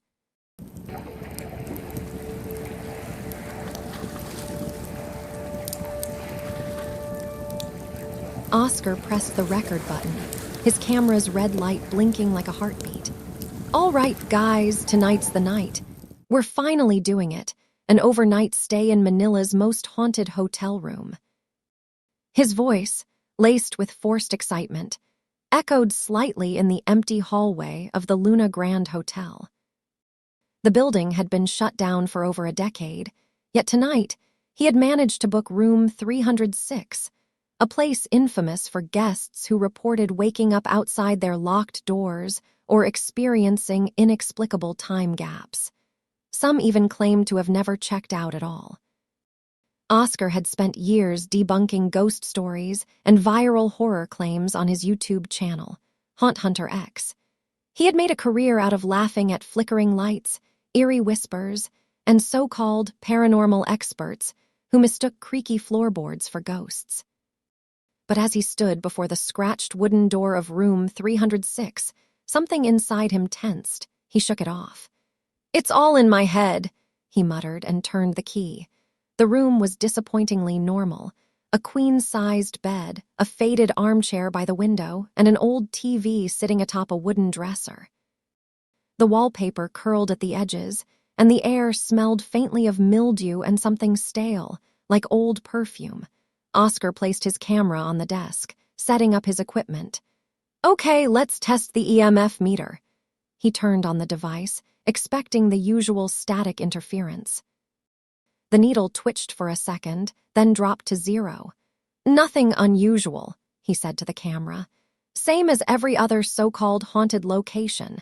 He continued filming, narrating as he examined the room, but an unease settled in his gut. He dismissed it as nerves, fatigue from traveling. When the clock struck midnight, Oscar turned off the lights and climbed into bed. He chuckled. "If any ghosts want to make an appearance, now's your chance." Then he closed his eyes. A sharp noise jolted him awake. It wasn't the kind of sound that came from the old pipes or the creak of settling wood. It was deliberate. Sudden, like something had shifted in the dark just beyond his reach. Oscar gasped, his breath hitching as he sat up too quickly, his pulse hammering against his ribs. His camera was still recording, the small red light blinking in the pitch-black room like a warning. His skin prickled, the air thick with something unseen. Swallowing hard, he reached for his phone on the nightstand, fingers stiff and unsteady. The screen's glow cut through the darkness, illuminating the empty space around him. 11:52 p.m. His brows pulled together. That wasn't right. He distinctly remembered checking the time before turning in, and it had already been past midnight. He blinked rapidly, his stomach twisting with unease. Had he imagined it? The silence pressed in, thick and suffocating, as though the room itself was waiting for something. Slowly, he turned on the bedside lamp. The weak yellow glow spilled over his equipment, camera still on its tripod, untouched. His laptop, his microphone, all exactly as he had left them. It was as if the last hour had never happened. Oscar exhaled sharply, trying to shake off the prickling sensation creeping up his arms. "Maybe I was dreaming," he muttered, though the words felt hollow. His skin felt clammy. The air in the room had a weight to it, like he was sitting at the bottom of a deep, unseen ocean.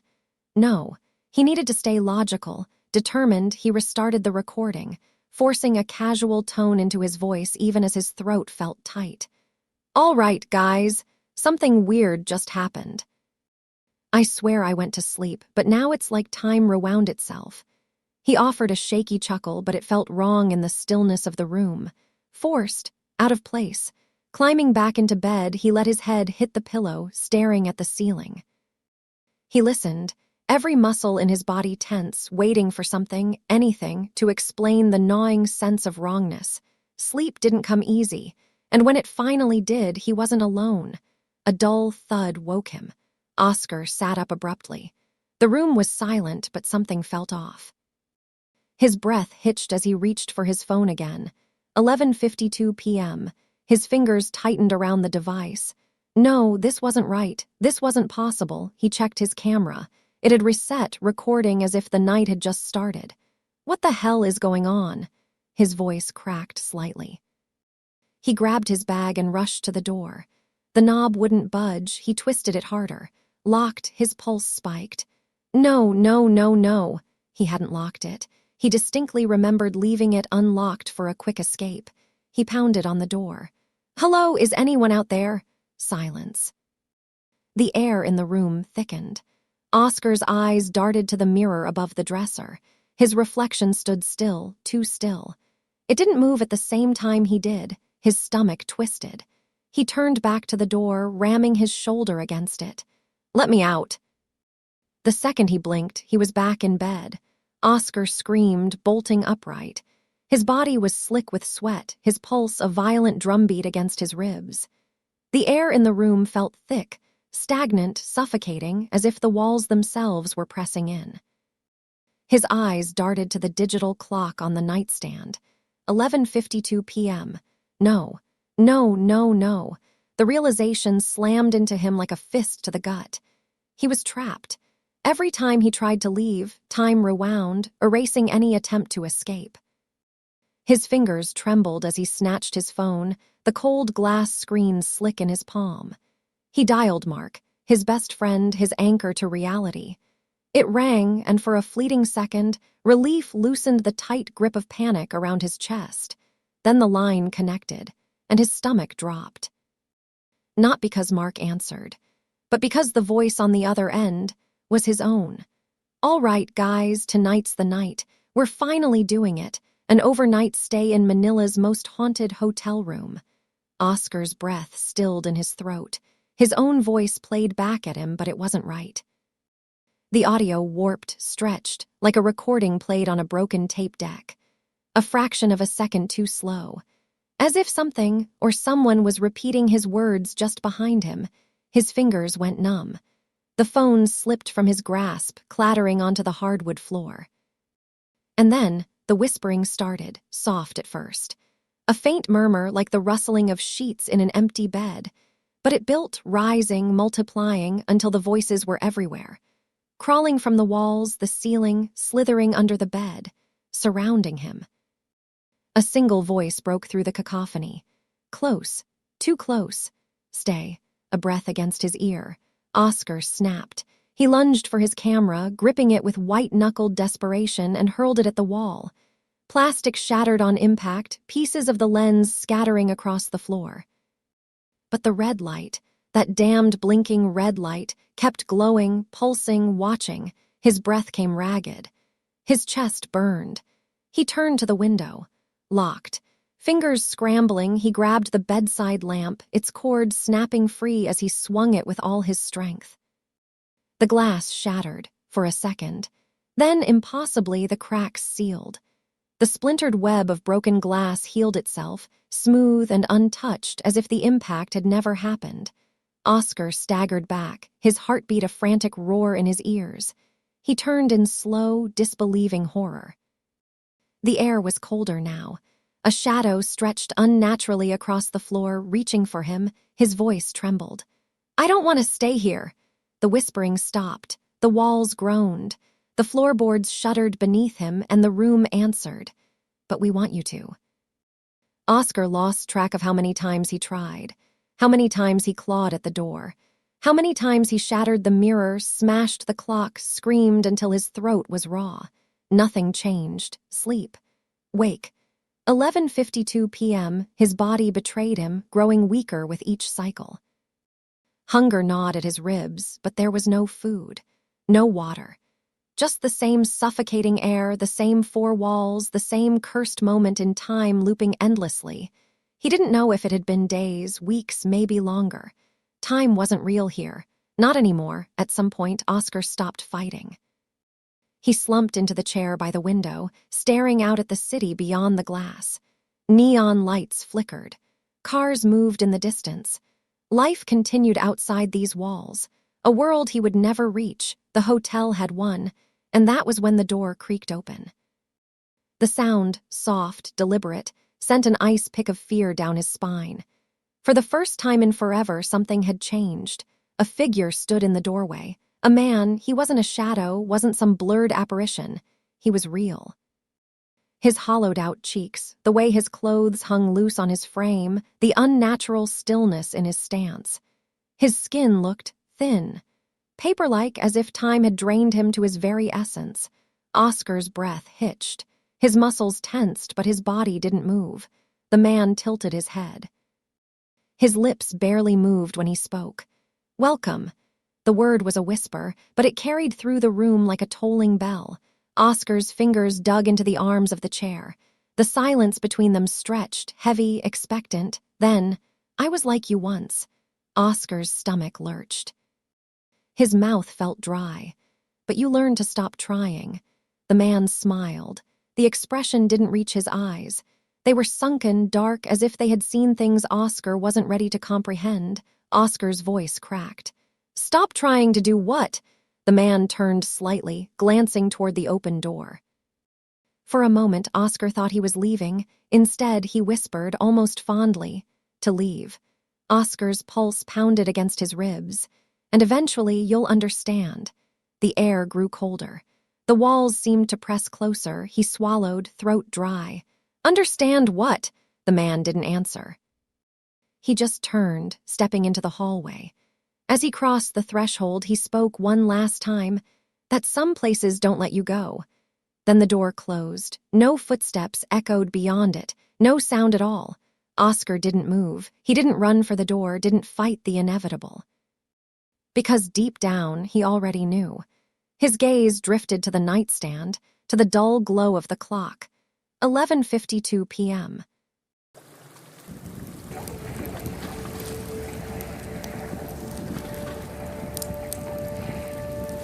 A dimly lit hospital corridor. The soft hum of fluorescent lights buzzes overhead, casting a sickly glow on the linoleum floor. My footsteps echo, sharp and unnatural in the eerie stillness. Hospitals are never this quiet. Even on the night shift, there's always noise, distant voices, the rhythmic beeping of machines, the occasional cry of a newborn. But tonight, everything feels off, like the building itself is holding its breath. I push open the door to the neonatal nursery, the hinges giving a low, reluctant creak. The scent of antiseptic and baby powder lingers in the air. Rows of cribs line the room, each one bathed in the soft, pulsing glow of heart monitors. A few bobbies stir, their tiny fists clenching and unclenching in their sleep. Everything looks normal. And yet, a chill creeps up my spine, an uneasy whisper in the back of my mind telling me something isn't right. My fingers tighten around the clipboard resting on the counter. I flip through the pages, scanning the names, the birth weights, the times of delivery. Then I freeze. A name is missing. My breath catches as my eyes dart toward the crib at the end of the row, the one I swore had been occupied when my shift began. Now it's empty. The sheets are smooth, undisturbed, as if no one had ever laid a baby there. But I remember. I remember the mother, exhausted but radiant, cradling her newborn girl. I remember the father, his voice thick with emotion as he whispered to her, calling her his little miracle. I remember placing my hand on that tiny chest, feeling the flutter of a heartbeat beneath fragile ribs. But now, nothing. No name, no record. No sign that she ever existed. The air feels heavier, pressing against my skin. A chill slithers through my veins. I take a step back, my reflection in the nursery window catching my eye pale, wide-eyed, breathing too fast. And then a sound. A soft shuffle, like bare feet on linoleum. My pulse stutters. Slowly, I turn my head toward the hallway beyond the glass, but there's nothing there. Just the empty corridor stretching into the darkness. I swallow hard. Maybe I'm imagining things, maybe I'm just exhausted. That's what I tell myself, but deep in my gut I know the truth. This isn't a mistake. The baby was here, and now she's gone. A whisper brushes against my ear, cold and breathy, sending a jolt of ice through my spine. She was never meant to be. The nursery lights flicker. The heart monitors blip erratically, then fall silent. My skin prickles as the air around me turns deathly cold. And in the reflection of the glass, standing just behind me, someone or something is watching. The hum of old security monitors fills the tiny, dimly lit room. I sit hunched over the desk, my fingers icy against the controls as I rewind the grainy footage from 2 hours earlier. My stomach churns. I know what I saw in the nursery, but the records don't match. The crib that was full at the start of my shift is empty now, like the baby was never there. No files, no history, no proof, and yet, I remember her. The mother's tired smile, the father's shaky hands. The tiny fingers curling around mine. But the hospital says she was never born. I press play. The screen flickers. The nursery appears in washed-out grayscale, cribs lined up in neat little rows. The timestamp rolls forward. 2:57 a.m. The room is still. Empty. Then movement. My breath catches as a shadow glides into view. A woman. Dressed in outdated clothing, the kind of uniform nurses wore decades ago. Her hair is tucked beneath a stiff, starched cap, her posture unnaturally rigid. Something about her looks wrong, blurred, like the camera refuses to focus on her face. She moves with purpose, heading straight for the crib that should have been occupied. I lean in, my pulse hammering in my ears. She bends down, arms curling as if lifting something, someone out of the crib. But there's nothing there, just air. And yet the blanket wrinkles, shifts slightly, as though wrapped around a tiny, invisible body. A chill crawls up my spine. My hands tremble against the desk. She's carrying something I can't see. The woman turns, cradling the empty space in her arms. Slowly, methodically, she walks toward the nursery door. I watch, my breath coming in short, uneven gasps. Just before she exits, she stops, turns, and looks directly at the camera. A jolt of terror locks my body in place. Her eyes, hollow, dark voids, stare straight through the screen.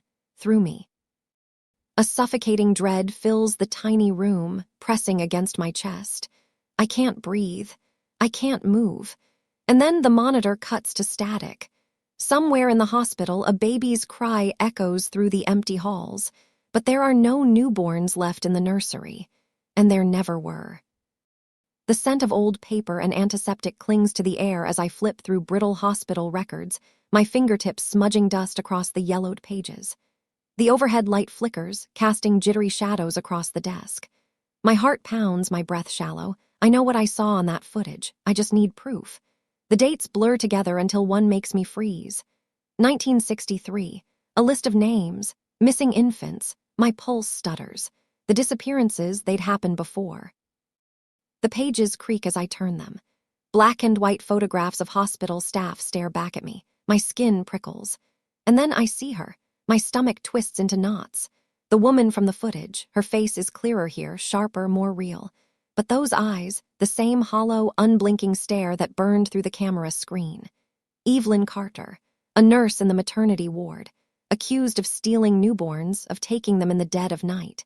She told authorities she was returning them to where they belonged. But before she could be arrested, she vanished. A shiver races down my spine. No record of her after that, no death certificate, no burial, nothing. It was like she had disappeared just like the Bobbies. Behind me, the floor creaks, my breath catches. The air turns ice cold. Slowly, I lift my eyes from the records to the darkened reflection in the window. A figure stands behind me just beyond the reach of the flickering light. A starched cap, a crisp uniform, a hollow stare. And in her arms, a bundle that shouldn't exist. The room plunges into darkness. I stop at the doorway, gripping the counter so hard my nails press into the laminate. The air feels thick, pressing against my skin like something unseen is breathing against me. It's colder now, the kind of cold that seeps into your bones, unnatural and wrong. A lullaby hums through the air. Soft, sweet, but there's no speaker, no music box, it just exists. The sound coils around me, seeping into my ears, into my head. The cribs begin to move, rocking, one by one. Empty cribs, moving as if someone is still inside. I wasn't alone. The fluorescent lights buzz overhead, flickering, casting warped shadows along the walls. Then I see it. The corner of the room shifts. No, not the room, a shape within it. A shadow unfurling like ink spilling across the floor. And then she's there. Her uniform is pressed, stiff, frozen in time. A starched nurse's cap, pristine despite the years. But her face, she turns to me, fully this time. Her eyes are hollow, endless voids that pull everything in. A gaping absence where something human should be. My breath stops. My muscles lock. I don't know if I moved first or if she did. But suddenly she's there. Close enough that I can see the texture of her uniform, the delicate lace trim that should have decayed decades ago. The scent of old hospital bedsheets clings to her. And then she leans in. Her lips move. A whisper slithers out, but the sound, God, the sound, isn't right. It warps, distorts like a voice stretched too thin across a broken radio. I can't understand her words, but I feel them. Deep in my ribs, a pull, a force dragging me down into something ancient, something cold. The lights sputter, flashing violently, and then silence. When my vision clears, the cribs are still.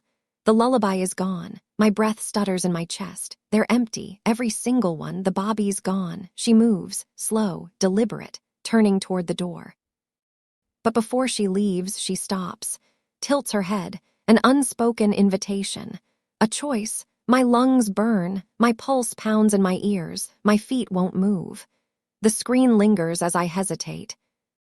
They looked at me like I was crazy.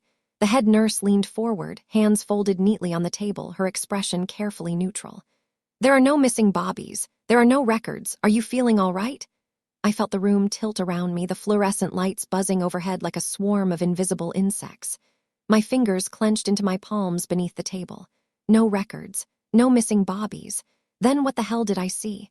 I opened my mouth to argue, but the words stuck. It wouldn't matter. The files were gone. The footage was erased. There was nothing left. As far as the hospital was concerned, nothing had ever happened. But I knew the truth, because I had been there.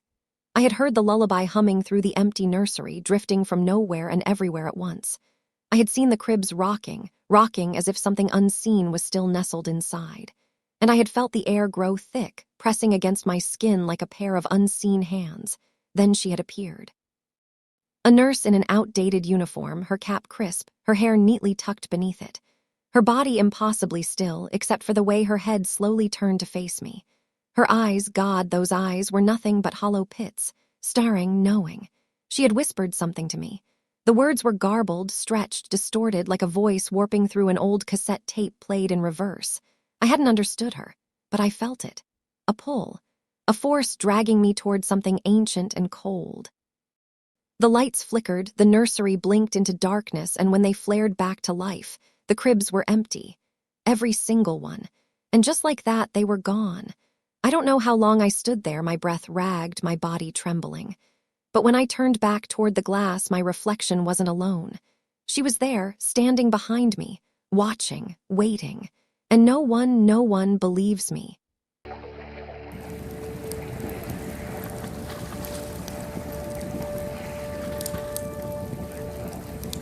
I had seen a lot in my years working in prisons, but nothing had prepared me for what I would experience at the San Sebastian Penitentiary. A relic from the Spanish era, the prison was infamous not just for its brutal past, but for the ghosts that supposedly lingered within its crumbling walls. I never believed in spirits. Not until I stepped foot into that execution chamber. My name is Lyndon Reyes, and I had just been appointed as the new warden. It was a promotion I had worked tirelessly for, a step up in my career. But as I walked through those iron gates, the first thing that hit me was the air, a thick, rancid scent like burnt meat left too long in a fire. That smell never really leaves, an old officer named Mang Tony muttered as he walked past me. Even after all these years, I didn't ask what he meant. I wish I had. The prison had long since ceased capital punishment. No more final appeals. No more last meals. No more men strapped down, waiting for the switch to flip. The electric chair had been abandoned for decades, collecting dust in the dark like a relic of some forgotten horror. Yet, as I pushed open the heavy steel door to the execution chamber, my stomach churned. The smell hit me first, thick, acrid, overpowering, not like rot, not like mold. It was something worse, something that shouldn't be there, something burned, the overhead light flickered. A low hum filled the room, the fluorescent bulbs struggling to stay alive. Shadows stretched across the peeling concrete walls, warping as if shifting on their own. The chair sat in the center, waiting. Its leather straps were cracked with age, the metal buckles rusted, but it was still intact. Still ready. I reached out, my fingers trailing over the armrest. The leather felt strangely warm, as if someone had just been sitting there. A static charge tingled across my skin, too silent.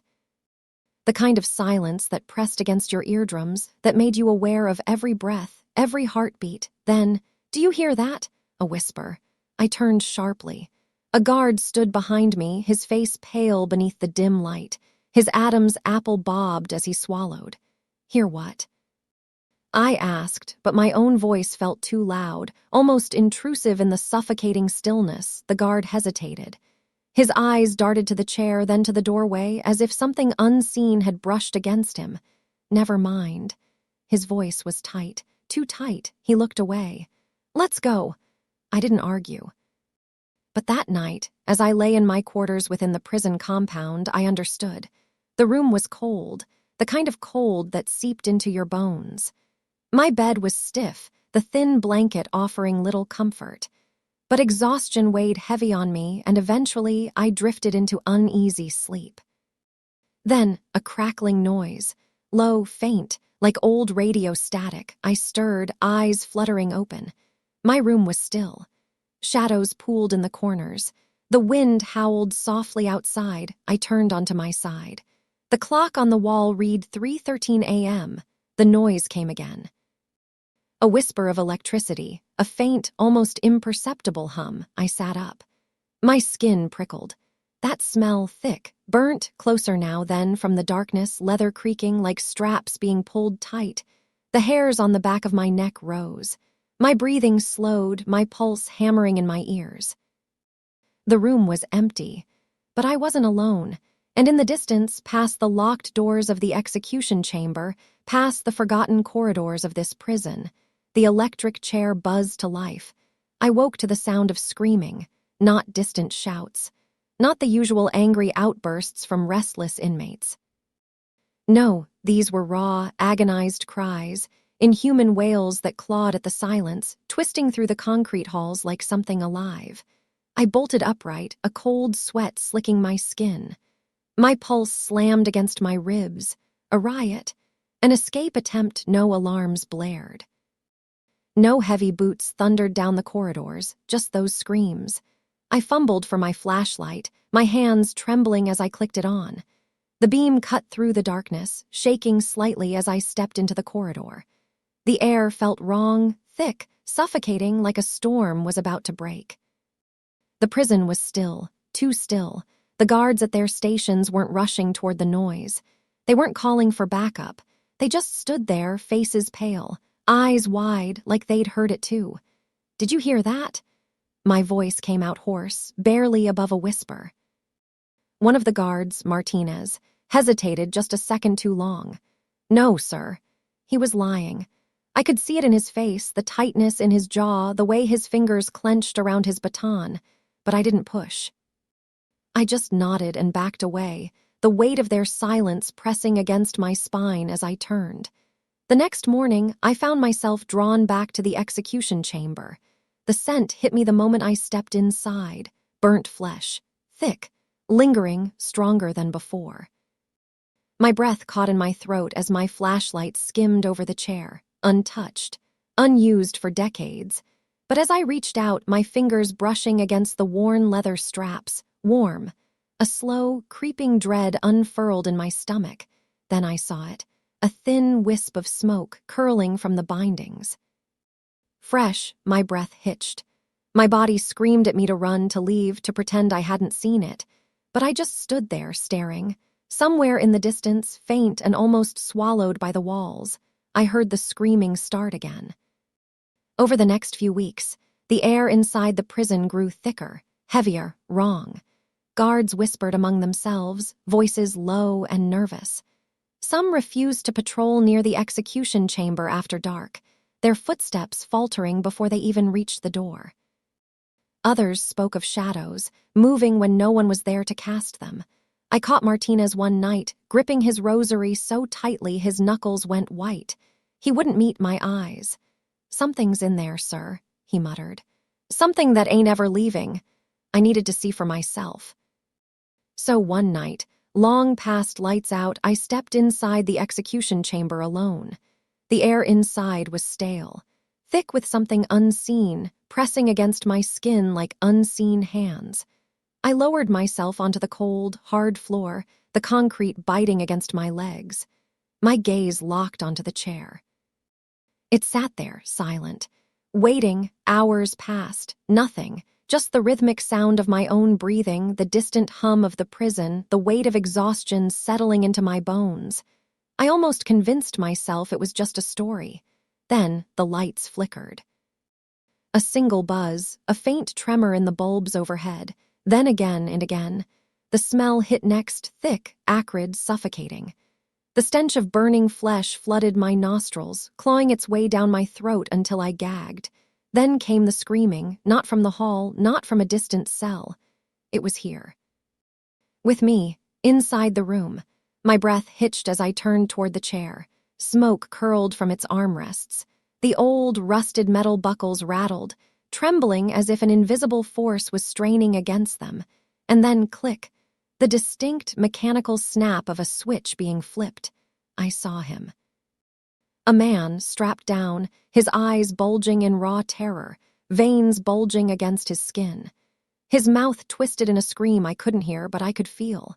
Then, the electricity hit, his body convulsed violently, jerking against the restraints, tendons snapping, skin blackening. The scent of burning flesh thickened until it felt like it coated my tongue. Smoke rose from his skin. His teeth gnashed together, his face frozen in an expression of pure agony. I stumbled back, my legs refusing to work, my breath caught somewhere between a scream and a prayer. Then, as suddenly as it began, gone. The room was empty. The chair was cold. Nothing had changed. Nothing had moved, but the smell never left. The search for answers became an obsession. I pored over the prison's history, reading until the words blurred together, my fingers smudged with dust from records that hadn't been touched in years. The deeper I went, the worse it got. Dozens of men, dozens. Each one had taken their final breath strapped to that chair. Some were monsters, killers, men who had earned their sentence. But others, some were innocent. Men who had pleaded, who had cried out in desperation, proclaiming their innocence even as the guards forced them down, even as the leather straps cut into their wrists, even as the switch was pulled. And then I found his name, Raul Mendoza. His file felt heavier in my hands, as though the weight of his unjust death still clung to the pages. He had been wrongfully accused, sentenced on fabricated evidence, the kind of case where the truth came too late. His execution had been a spectacle. A miscalculation, they called it. The charge was too high, too fast. The current surged through him, but it didn't kill him right away. He burned, not for seconds, but for minutes. Long enough for the witnesses to turn away, for the warden to scream at the executioner to finish it. For God's sake, long enough for the acrid scent of scorched flesh to permanently seep into the room. His last words, right before they pulled the switch, "I will never leave this chair." The realization sank in, cold and suffocating, crawling down my spine like ice. I was never alone in that chamber. No one was. I never should have gone back. The moment my feet crossed the threshold, I felt it, the weight of the room pressing against me, thick and suffocating. It was watching. The air stagnated with that damned smell, burnt flesh, old smoke, something charred and rotten that never truly faded. I swallowed hard and took a step forward. The chair sat in the center of the room, waiting. Its straps hung loosely over the armrests, its metal buckles dull with time. This place had taken so many men, but one in particular had never left. I forced down my fear. "Raul," I whispered, my voice barely more than a breath. "I know what happened to you. I'm sorry." Silence, then a static charge in the air, my skin prickled, every hair on my body standing on end. The light flickered overhead, dimming until I could barely see, and then a voice, a rasping whisper so close to my ear I could feel the breath behind it. "Do you believe in justice, Warden?" I spun around. No one was there. But before I could even react, something slammed into me. The impact sent me reeling backward. My spine hit the chair with bone-jarring force. Before I could scramble up, the straps moved. I felt them tightening, coiling around my wrists and ankles like living things. My lungs seized. I struggled, twisting, yanking, but the leather only tightened. Then, the switch flipped, agony. A jolt of raw electricity tore through my body, searing pain flooding my veins. I convulsed, my muscles locking, my vision exploding into white-hot nothingness. I tried to scream. I couldn't. The pain dragged on, my nerve endings igniting, my skin tingling with the heat of something far too real. And then, it stopped. I collapsed, gasping, shaking, my body barely my own. The straps were gone. The chair sat empty, but the pain lingered. The smell clung to my skin. I looked down at my arms, burn marks, still smoking. I staggered to my feet, and I ran. I resigned the next morning. I didn't pack much, just the essentials. Every minute spent in that prison felt like it was pressing in on me, like it could sense I was trying to leave. The walls, the corridors, the very air, they knew. As I walked out for the last time, I didn't look back. I never spoke of what happened in the execution room. Not in detail. Not to anyone, but I didn't have to.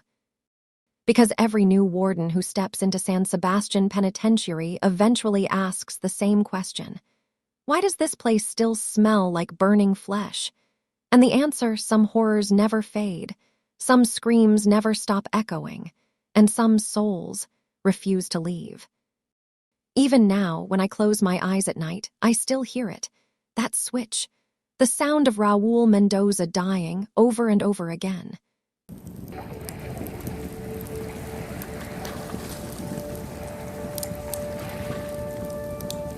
The first rule of any old cemetery is simple: show respect. Don't talk too loudly. Don't mock the dead. And most importantly, don't step on the graves. That's what the old caretaker warned us as we entered the overgrown burial ground that night. But we were teenagers, bored, restless, and eager for a thrill. We laughed off his words. That was our first mistake. It was my best friend Jason's idea. Let's check out the abandoned cemetery outside town. I heard if you step on the wrong grave, a shadow will follow you home. There were 4 of us: me, Jason, Lily, and Ben. Just a bunch of high school seniors looking for something to do on a Friday night.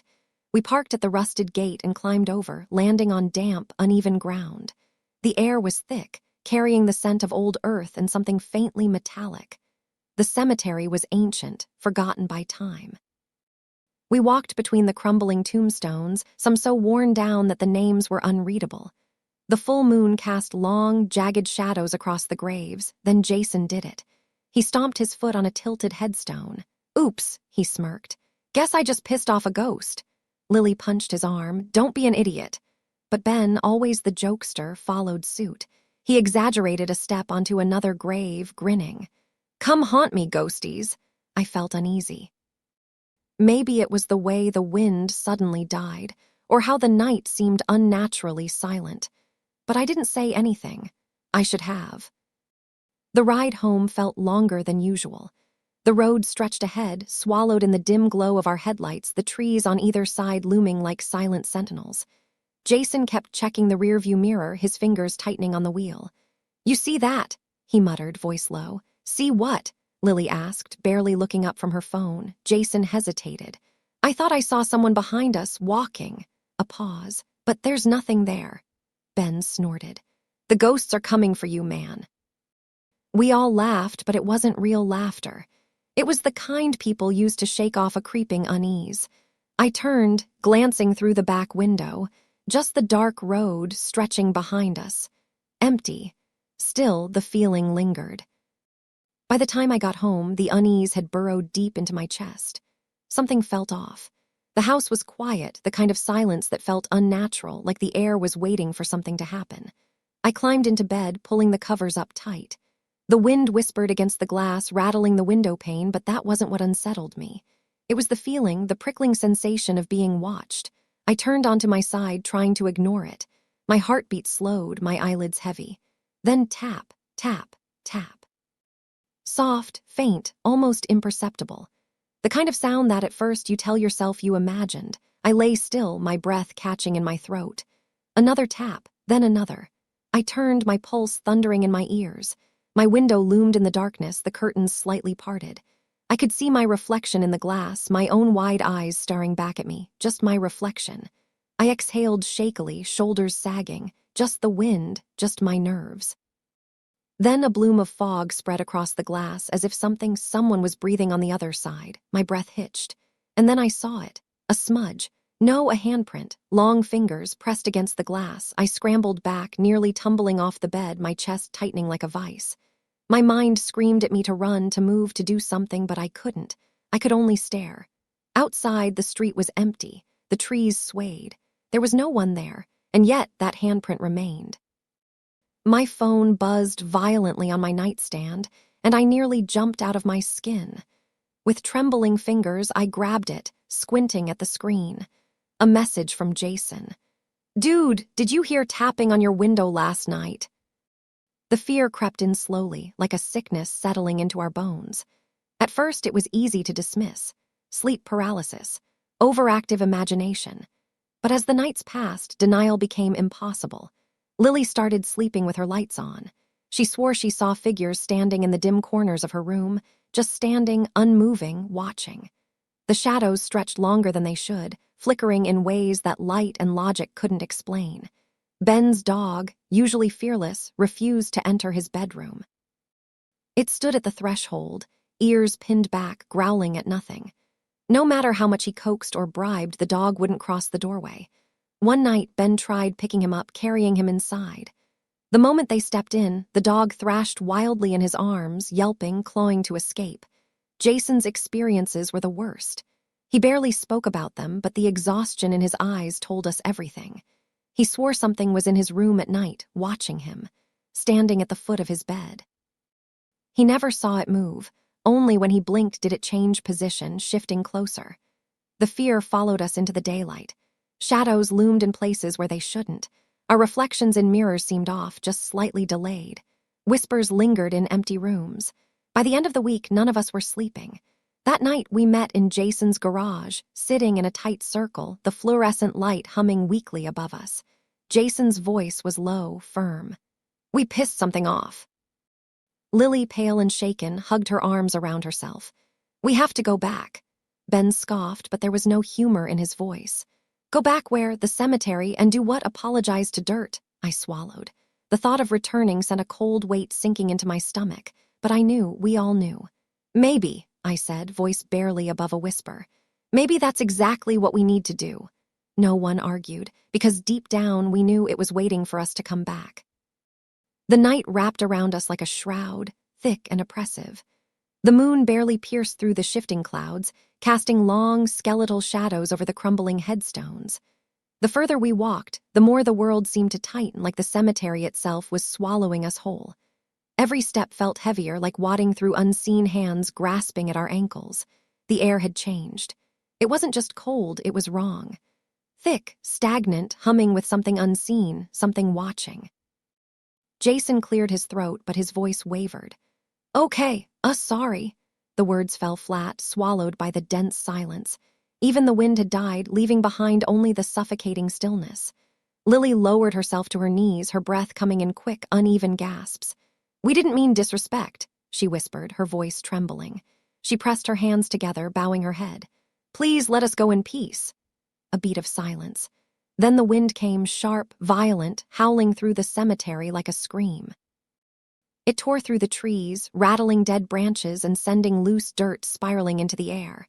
And then nothing. The world held its breath. We stood frozen, waiting. Then it came, a whisper, low, wet, unintelligible. The sound slid through the air, wrapping around us like cold fingers trailing down our spines. It wasn't just from one direction, it was everywhere. The shuffle of footsteps followed. Slow, deliberate, moving through the dead leaves, but there was no one there. Ben's fingers clamped around my arm hard. His voice was barely above a whisper. "We need to go." Then the footsteps ran, not toward us, not away, everywhere. Panic slammed into my chest. We bolted, crashing through the dark, the headstones blurring past us as the whispers swelled, overlapping, rising, growing frantic. Behind us, something moved. Fast, I didn't dare look back. The silence of the night was suffocating, pressing in on me like a heavy weight. The only sound was the slow, rhythmic ticking of my clock. Then creak, my bedroom door. The sound sent ice down my spine. My body locked up instantly, every muscle rigid with fear. I couldn't move, couldn't even swallow. The air in my lungs felt trapped, as if something unseen had reached inside my chest and stolen my breath. Then I saw it. A figure, tall, still. A silhouette carved from pure darkness, standing in the doorway. Not a person, not human. I tried to blink to will my eyes to adjust, to find anything in its shape that made sense, but there was nothing. No features, no eyes, just a hollow abyss where a face should have been. Then it moved. A single step forward. Slow, measured, I wanted to scream. My throat burned with the effort, but no sound came. My body betrayed me, frozen in place, helpless. The figure loomed closer, shadows stretching across the floor, reaching for me. Then it leaned down. Close. Too close. A whisper slithered into my ear, so close I felt the cold breath against my skin. "You stepped where you shouldn't have." Then nothing. The room was empty. My door was closed. My breath came in ragged gasps, my heart hammering against my ribs. Had I dreamed it? My sheets clung to me, damp with sweat. I sat up, trembling, trying to steady my breath. And that's when I saw it, dirt scattered across my sheets, fresh dirt. And then my gaze trailed lower, footprints, leading from my bed to the window. The window that was now open. Jason left without a goodbye, just packed up and disappeared to another city as if distance could erase what happened. Lily wouldn't speak about that night, wouldn't even let me bring it up. The one time I tried, she shut down completely, her face drained of color, her hands shaking so hard she had to set down her drink. I never mentioned it again. Ben, the guy who used to laugh the loudest at ghost stories, he stopped. No more jokes, no more teasing. If someone brought up the supernatural, he'd change the subject, his jaw tightening like he was physically holding back words. And me, I never went near that cemetery again. Not during the day, not even driving past it at night. Because I know now some warnings aren't just stories, they're rules. And we broke them. And someone let us know we weren't supposed to.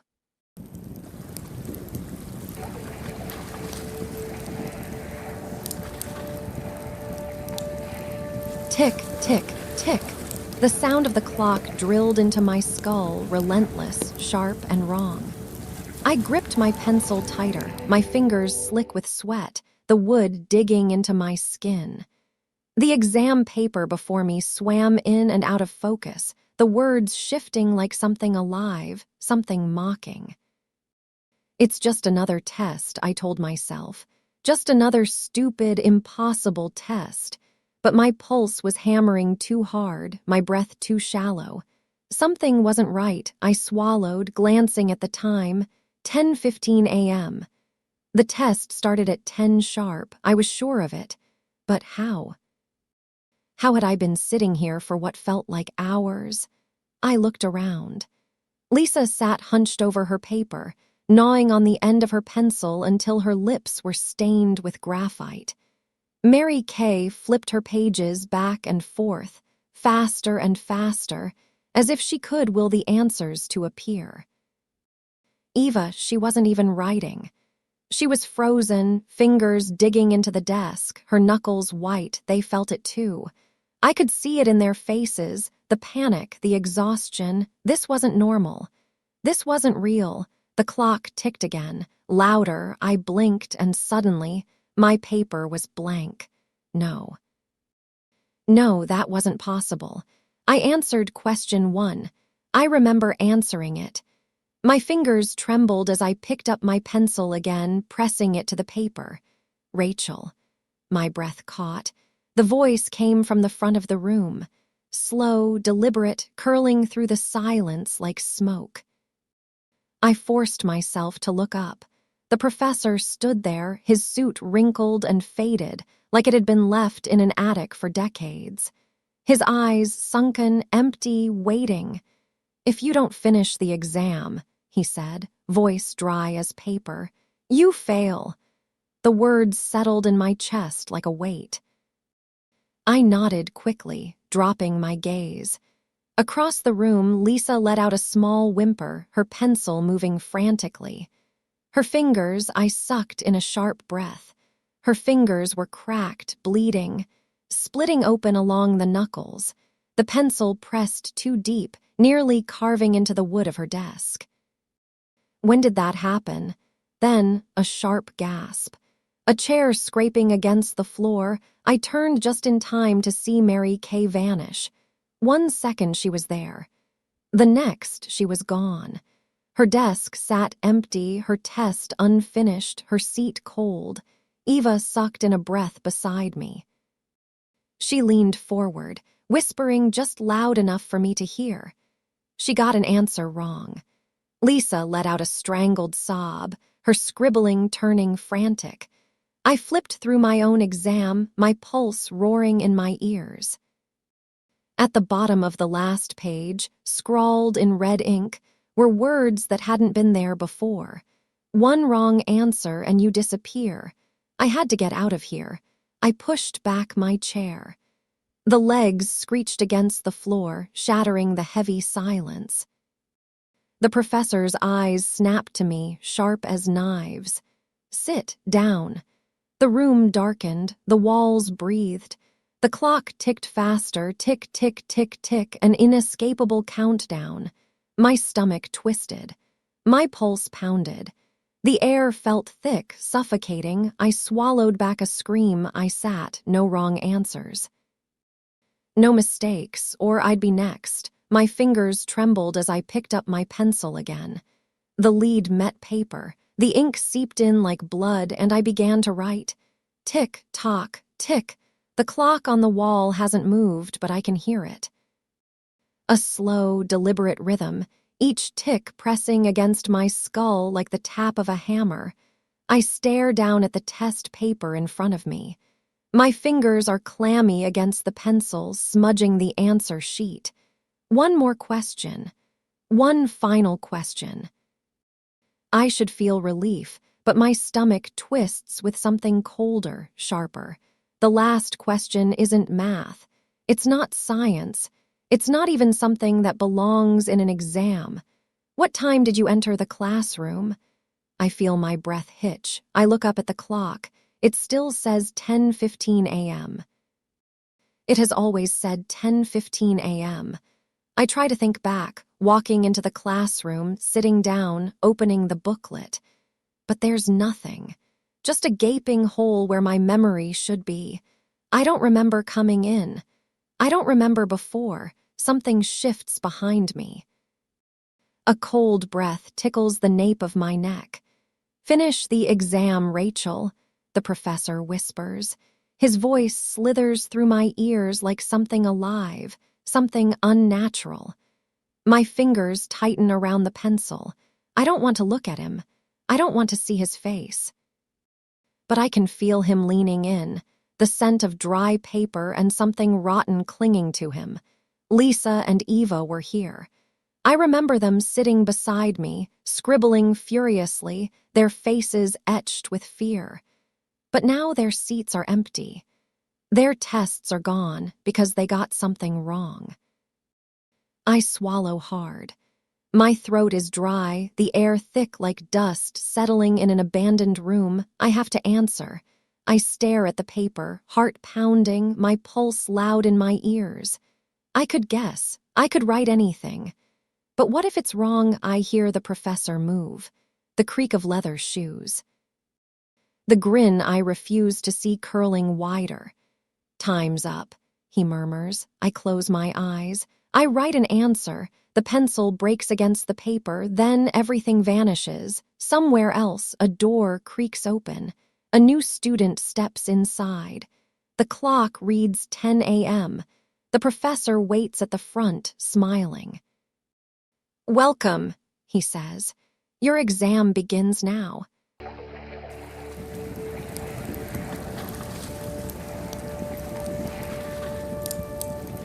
The intercom crackled to life. A burst of static, jagged and sharp, scraped against my ears before a voice slithered through, low and warped, stretching my name in unnatural syllables. "Lilibeth, you forgot to clock out." My breath hitched. The dim office lights flickered overhead, casting long, jittery shadows across the room. My fingers tightened around my time card, the edges damp with sweat. That voice, distorted, dragging, didn't belong to anyone I knew. Then the monitors in the security office flickered. The conveyor belts groaned to life, their rhythmic clunk-clunk echoing in the hollow factory floor beyond. Something was moving, and it wasn't human. I worked the late shift at Dunwich Plastics, a rundown factory on the outskirts of town, churning out cheap doll parts and plastic molds. The place always had an eerie feel, cold, stale air and endless rows of lifeless, unfinished faces staring blankly from the conveyor belts. Most of us never thought much of it. Just another dead-end job, just another paycheck. But tonight I was the last one here, and something wasn't right. The cameras flickered again. Each sputtering frame stuttered between moments of dark and light, as if reality itself was struggling to hold form. The hum of machinery filled the stale air, a droning undercurrent beneath the erratic whirring of unseen gears. On screen, the assembly line jerked forward in sickening, unnatural lurches. The mechanical limbs of the machines trembled as if resisting their purpose, shuddering, twitching, like dying creatures forced to move. But the workers, they were shadows. Distorted figures, stretched thin and grotesque, their limbs elongated past the threshold of human proportions. They didn't walk. They flickered. Their bodies spasmed between frames, phasing in and out like corrupted footage, frozen in unnatural poses before snapping forward in sudden, jerky motions. Their arms rose, fell, assembling parts in a silent, distorted ballet, an eerie pantomime of labor long abandoned. A sharp chill crawled down my spine, an icy breath slithering over my skin. The stale air in the security office thickened, suffocating, as if something unseen was pressing inward, watching. I wasn't alone. The intercom crackled, a shriek of static so violent it was almost a scream. I gasped, clamping my hands over my ears as the sound scraped through my skull. The walls trembled with its force, vibrating with something unseen, something vast. Then a whisper, not from the speakers, soft, close, damp with breath. "We never left." The words slithered down my neck like a strand of frozen silk, sending an electric jolt of terror straight to my gut. My breath hitched, heart hammering against my ribs. I spun around so fast my chair toppled, slamming to the ground with a hollow clang. The office was empty, but the door, it was open now. The fluorescent lights beyond flickered weakly, casting long, unnatural shadows that curled inward, reaching too long, too alive. The silence pressed in, waiting, listening. Something was standing just beyond the threshold, waiting for me to see it. I forced my feet to move, though every instinct screamed for me to turn back. The floor beneath me felt unsteady, as if the very foundation of reality was warping. The hallway's dim light flickered erratically, casting shadows that stretched and slithered along the cracked concrete walls. The scent of rust and oil hung thick in the air, metallic and suffocating. Beyond the threshold, the factory floor stretched out before me, vast, hollow, breathing with the low, guttural hum of machinery. The sound pulsed through my bones, a sickly rhythm that felt almost alive. Conveyor belts creaked and rattled, moving even though no one had powered them on. And they were there. Workers, or what used to be. Slumped figures hunched over their stations, their bodies locked in an endless loop of motion. Hands twitched and fumbled, assembling pieces with no logic, their fingers jerking as if controlled by invisible strings. Their heads lolled forward, necks too loose, their movements marionette-like. But their faces, they weren't right. Blurry, unstable. Their skin rippled like static as though something beneath was trying to break through. Features blurred, twisted, reset, shifting between expressions that didn't belong to them. Some had mouths that stretched too wide, others with hollow slits where their eyes should have been. One of them turned. Its head twisted too far, too fast.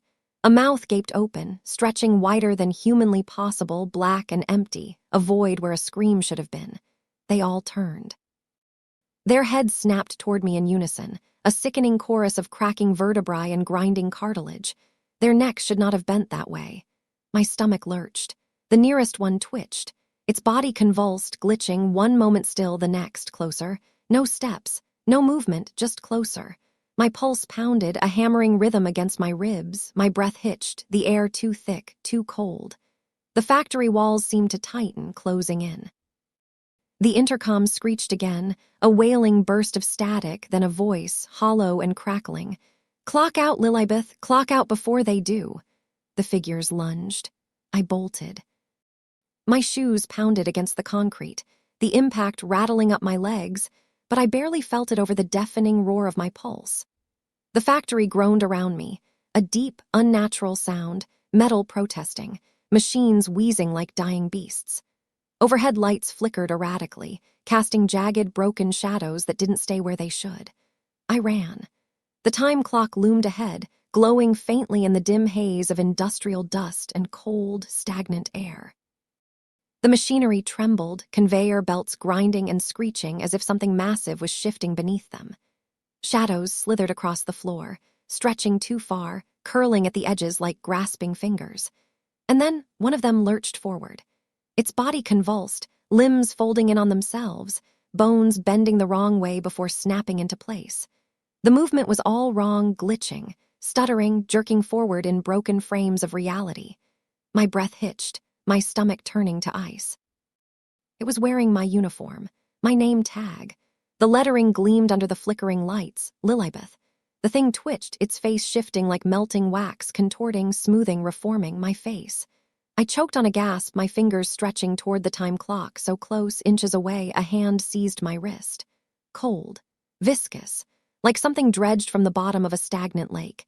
It oozed around my skin, thick and wrong, its grip tightening with an unnatural strength. I gasped, my body locking in sheer terror. Slowly, against every instinct screaming for me to look away, I turned. And there it was, my own face, staring back at me, but the eyes empty, blackened pits. The skin waxy, too smooth, stretched too tight, its lips curled, peeling back as it leaned in close, breath icy against my cheek. In my own voice, it whispered, "You forgot to clock out." A cold rush of horror flooded my veins. The factory lights flared, buzzing violently, then everything blinked out. Darkness swallowed me whole. The next morning, the factory yawned awake, indifferent to the night before. The great metal doors groaned open, spilling pale morning light onto the oil-stained floors. Workers shuffled in, their boots scuffing against concrete, their chatter low and unremarkable. Machines stirred, exhaling mechanical sighs as conveyor belts jolted to life. The steady, rhythmic clatter of assembly resumed, unbroken, tireless, as though nothing had changed, as though nothing had been lost. In the security office, the old monitors flickered, their grainy feeds humming with static. The screens rolled for a moment, distorting, warping, then settled. One by one, the cameras displayed the factory floor, cycling through stations. Everything was as it should be, almost. At Station 12, a new worker stood. Her uniform was crisp, untouched by time. No smudges of grease, no stray wrinkles. She moved with an eerie precision, hands gliding over machinery in smooth, calculated motions. Never hesitating, never faltering, a model worker, but her name tag Lilibeth. The letters gleamed under the harsh fluorescent lights, a familiar name, a familiar uniform, but something was wrong.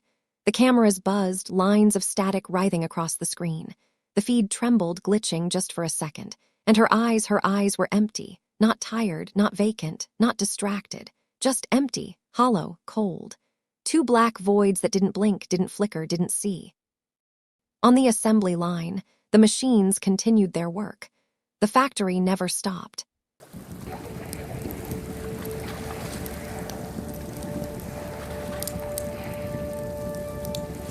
I never minded working late at the museum.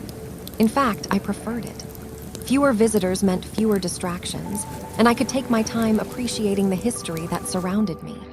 Ancient artifacts, relics from lost civilizations, and delicate sculptures filled the dimly lit halls. I was alone, or at least I thought I was. It started subtly. A misplaced vase, a chair slightly askew, an exhibit rope draped just an inch off its usual alignment.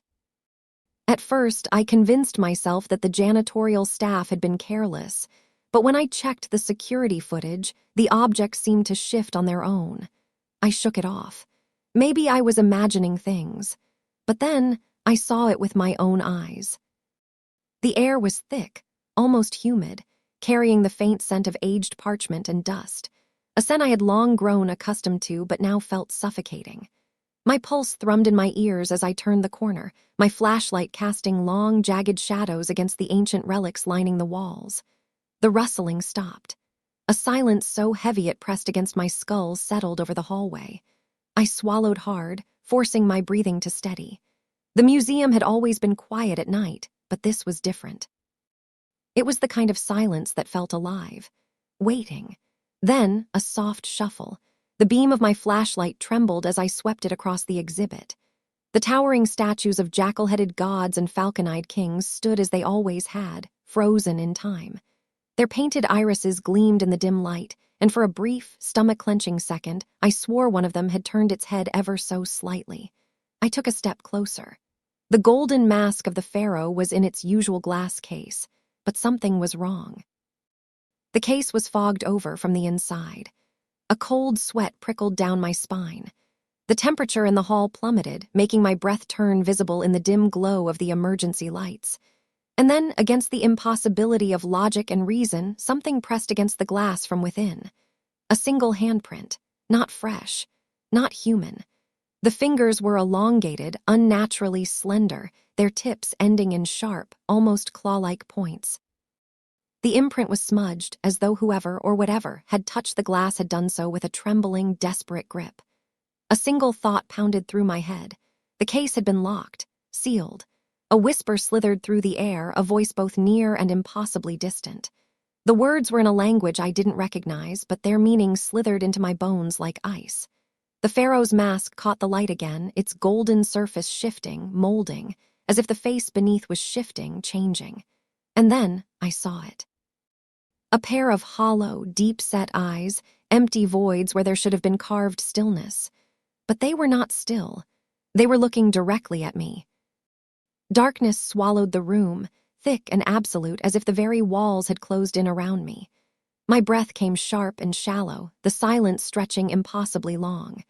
The air was heavy with the scent of old parchment, dried herbs, and something else, something stale like earth sealed away for centuries. The rustling sound didn't stop. It was closer now. Too close. A presence loomed behind me, vast and ancient, pressing against my senses like a weight I couldn't shake. My skin prickled as the whisper returned, curling against my ear in a language I couldn't understand, yet somehow felt in the marrow of my bones. The syllables were dry and rasping, as if spoken by lips that hadn't drawn breath in 1,000 years. Then, the unmistakable sound of stone scraping against stone. I turned, pulse hammering, my hands fumbling blindly for my flashlight. The beam flickered weakly to life, its narrow glow barely cutting through the suffocating dark. The sarcophagus. The lid had shifted further. A sliver of black space yawned from within, deep and endless, as if it led to something beyond the physical world. The very air around it wavered, bending unnaturally, as though the boundaries of time and reality were coming undone. I took a step back. A second handprint appeared on the glass of the now-empty display case where the pharaoh's mask had been, this one fresh, streaked downwards as if something had been reaching out. Then a sound. Not the whisper, not the rustling. A slow, deliberate step, and another. Something was climbing out. The whisper was dry, brittle, like wind scraping over a tomb. It slithered through the gap beneath the door, a string of guttural syllables that made my skin crawl. My throat tightened as a cold wave of dread settled in my gut. I pressed my back against the wall, gripping my useless phone like a lifeline. The dim glow of the screen barely illuminated the cramped staff lounge, casting trembling shadows that seemed to pulse with every frantic beat of my heart. The scratching deepened, nails or something sharper, dragging slow, deliberate lines across the wood. Then the door handle rattled, a soft click. I sucked in a breath, shoving a chair beneath the knob just as it twisted with unnatural patience. The door shuddered once, then fell silent. For a moment, only my ragged breathing filled the room. Then tap, tap, tap. A rhythmic knocking, measured and calm, like the thing on the other side had all the time in the world. I squeezed my eyes shut, forcing myself to breathe, to think. The security cameras. If I could make it to the main office, I could see what was out there. Maybe even call for help. But that meant leaving this room, and I wasn't sure what was waiting for me when I did. The exit doors loomed ahead, but the air between us and freedom felt heavier, denser, like wadding through something unseen but suffocating. The silence wasn't comforting. It was loaded, waiting, as if the museum itself was holding its breath. Lola clutched my arm, her fingers ice-cold against my skin. "It wasn't just my imagination," she whispered. Her voice trembled, barely audible over the pounding of my own heartbeat. I didn't answer. I didn't need to. With each step, the weight in my chest grew, an unshakable feeling that something lingered behind us. Watching, listening, we reached the exit. My hand shook as I gripped the handle, bracing myself for resistance. But the doors swung open easily, spilling us into the cool night air. The rush of wind should have been a relief, but it carried no warmth, just a hollow emptiness that settled deep in my bones. Something made me look back. Through the glass doors, the Egyptian exhibit stood undisturbed, pristine in its ancient splendor. The golden mask, resting in its case, gleamed under the museum lights. The sarcophagus was sealed once more, its carvings untouched, as if nothing had ever changed. But I knew better. I could still feel it, the weight of unseen eyes locked onto me. Watching, waiting. And as we stepped into the night, I couldn't shake the certainty that we had left something behind. Or worse, something had followed us out.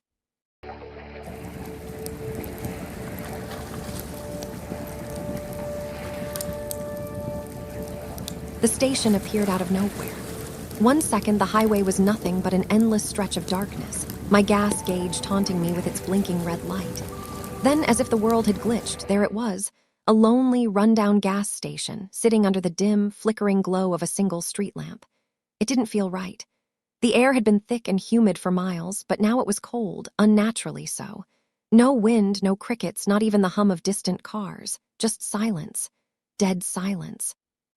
I pulled in anyway. I had no choice.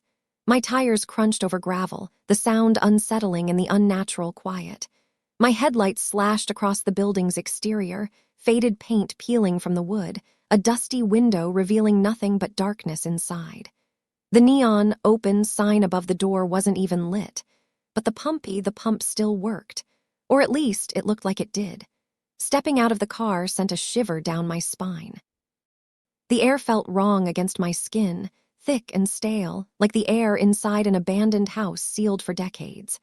My boots scuffed against the cracked pavement as I approached the pump, its rusted metal cold beneath my fingers. I slid my card in. The machine whined an old, dying groan before the screen flickered. Static buzzed for a moment, then the words appeared. Processing! A faint reflection of myself stared back at me from the dusty glass, but something was off. My head tilted, but the reflection stayed still, too still. The screen glitched. The numbers distorted, warped into something unreadable. Then the text changed. Run! My stomach twisted. A chill crawled up my arms, raising the fine hairs on my skin. I glanced over my shoulder, my breath coming faster now. The highway stretched into black nothingness. No cars, no lights, no sign of life. I turned back to the pump. Run! The nozzle slipped from my fingers, clattering against the pavement. The sound was deafening in the silence. My pulse pounded in my ears. I swallowed hard, but my throat was dry, my body suddenly cold despite the heat that should have been pressing against me. Then I heard it, a whisper, too soft to be the wind. Haley! I froze, my breath hitched, that voice.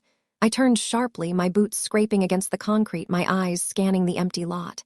Nothing, no one. A slow, creeping dread pooled in my stomach. My skin prickled, my instincts screaming at me to leave. A second voice, softer this time, but urgent. Haley, leave! The blood drained from my face. Lucy. It sounded just like her, but Lucy was dead, the streetlight flickered. The entire station plunged into absolute darkness. I stopped breathing.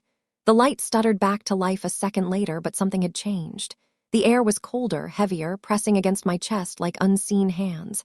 I swallowed the lump in my throat, my trembling fingers pulling my phone from my pocket. No service. No Wi-Fi. But then my screen buzzed. A message, unknown number. You shouldn't be here. My entire body locked up. The sound of knocking, slow, deliberate, echoed through the stillness. 3 steady taps, knock, knock, knock. It came from my car, my breath hitched violently, my vision blurring with panic as I turned. The windows were fogged over from the inside, and something was sitting in the driver's seat, a shadowed figure, unmoving, watching. A hand pressed against the inside of the glass, then another, and another. The fog swirled as more prints appeared, smearing, pressing, too many hands, too many fingers stretching across the windows. My body refused to move. The gas pump screen flickered violently now. Run, run, run! My hands shook as I reached for the car door handle, heart hammering, breath coming in short, shallow gasps. Another bang, this time louder, harder. The lights flickered again, darkness swallowing me for half a second. When they buzzed back to life, the car was empty. No fog. No handprints. I sucked in a sharp breath, my chest rising and falling too fast. My shaking hands yanked the door open and I threw myself inside. Keys, ignition, start the car. Now the engine roared to life. The radio crackled, bursting with static, loud, grating, filling the small space. Then beneath the noise, a voice, soft, whispering. He sees you. My stomach twisted violently. I slammed my foot on the gas. Tires screeched against the pavement as I tore away from the station, my headlights slicing through the thick blackness of the highway. My hands clenched the wheels so hard my knuckles turned white. I refused to look in the rearview mirror. I didn't want to see if something was watching me leave. The gas station faded into the dark, swallowed by the nothingness that had birthed it. I don't know what happened that night. I don't know if it was real, if I was imagining things, if something wanted me to stop there. But I know one thing. That station isn't on any map, and no matter how hard I've searched, I've never found it again.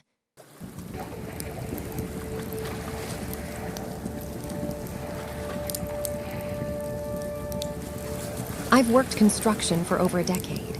I've built schools, roads, and apartment complexes. but never in my life had I worked on something that felt wrong. That was until the unfinished mall on the east side of town. It was supposed to be a grand shopping center, a place that would breathe life into the dull, lifeless part of the city. But money ran out. Management changed hands too many times. The project stalled for months, then years. Half-built, skeletal structures stood in place of what should have been glittering storefronts and bustling food courts. It should have been empty, but it was. My name is Joshua. I took the job because I needed the money, plain and simple. I wasn't thrilled about working night shifts, but I told myself it was just another job. Besides, what was the worst that could happen? The place was just a bunch of concrete, steel beams, and dust.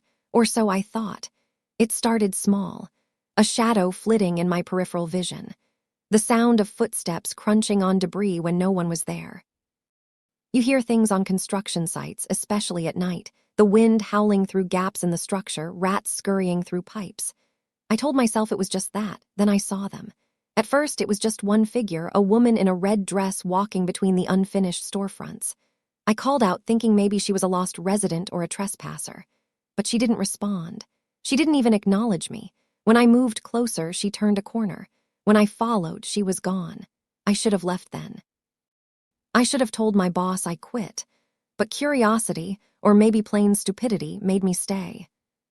The next night, there were more of them.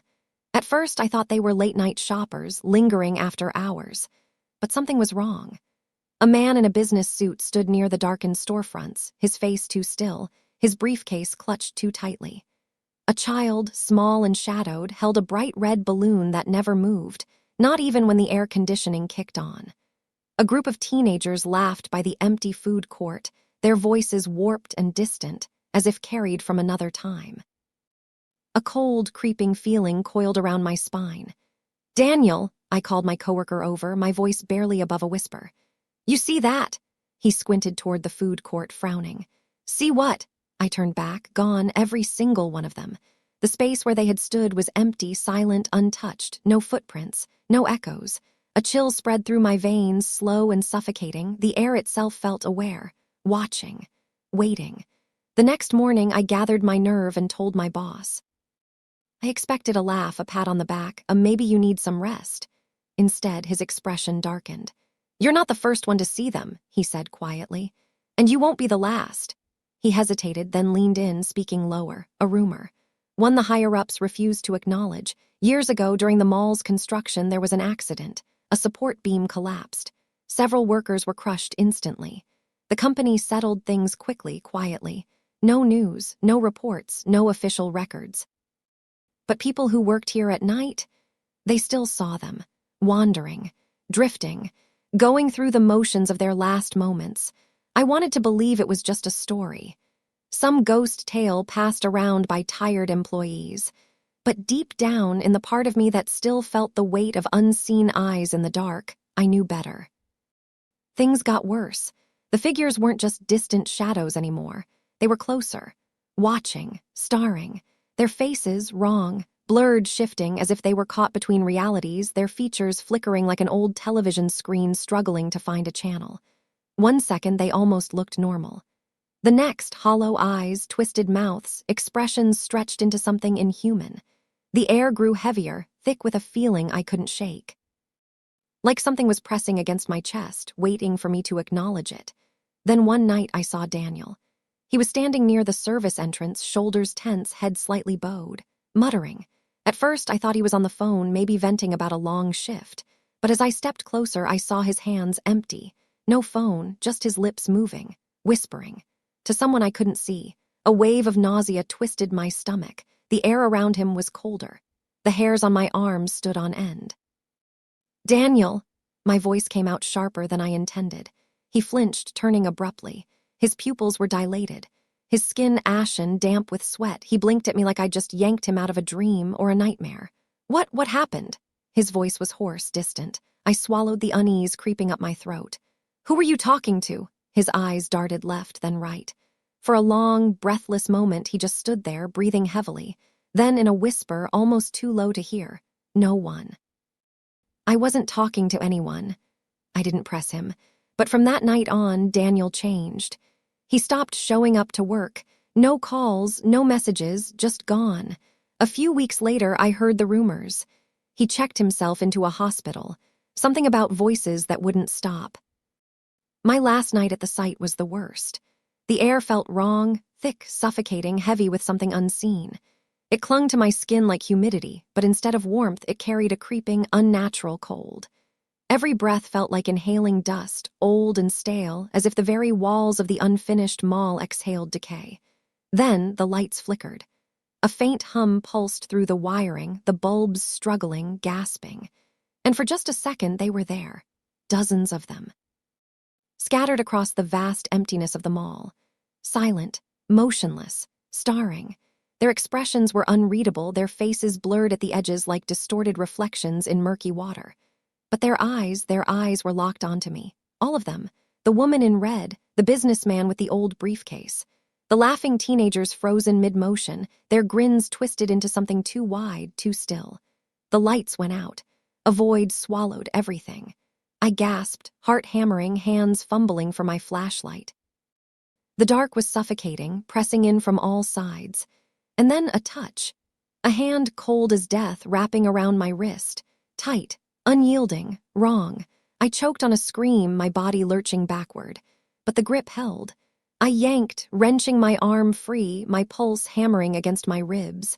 My flashlight crashed to the ground, its beam slicing through the dark in a frantic spin. The lights buzzed back to life. The figures were gone. The vast, unfinished mall stood empty once more, as if nothing had ever been there. But the feeling remained. Something had touched me. Something had been there. I bolted. I didn't stop running until I was outside, gulping in the cold night air, the sky stretching wide and indifferent above me. I quit the next morning. That was 2 years ago. The mall was never finished. The project was abandoned entirely, left to rot as nature slowly reclaimed it. Sometimes when I drive past it, I swear I see people walking inside, people who shouldn't be there. I didn't stop. I didn't look too long.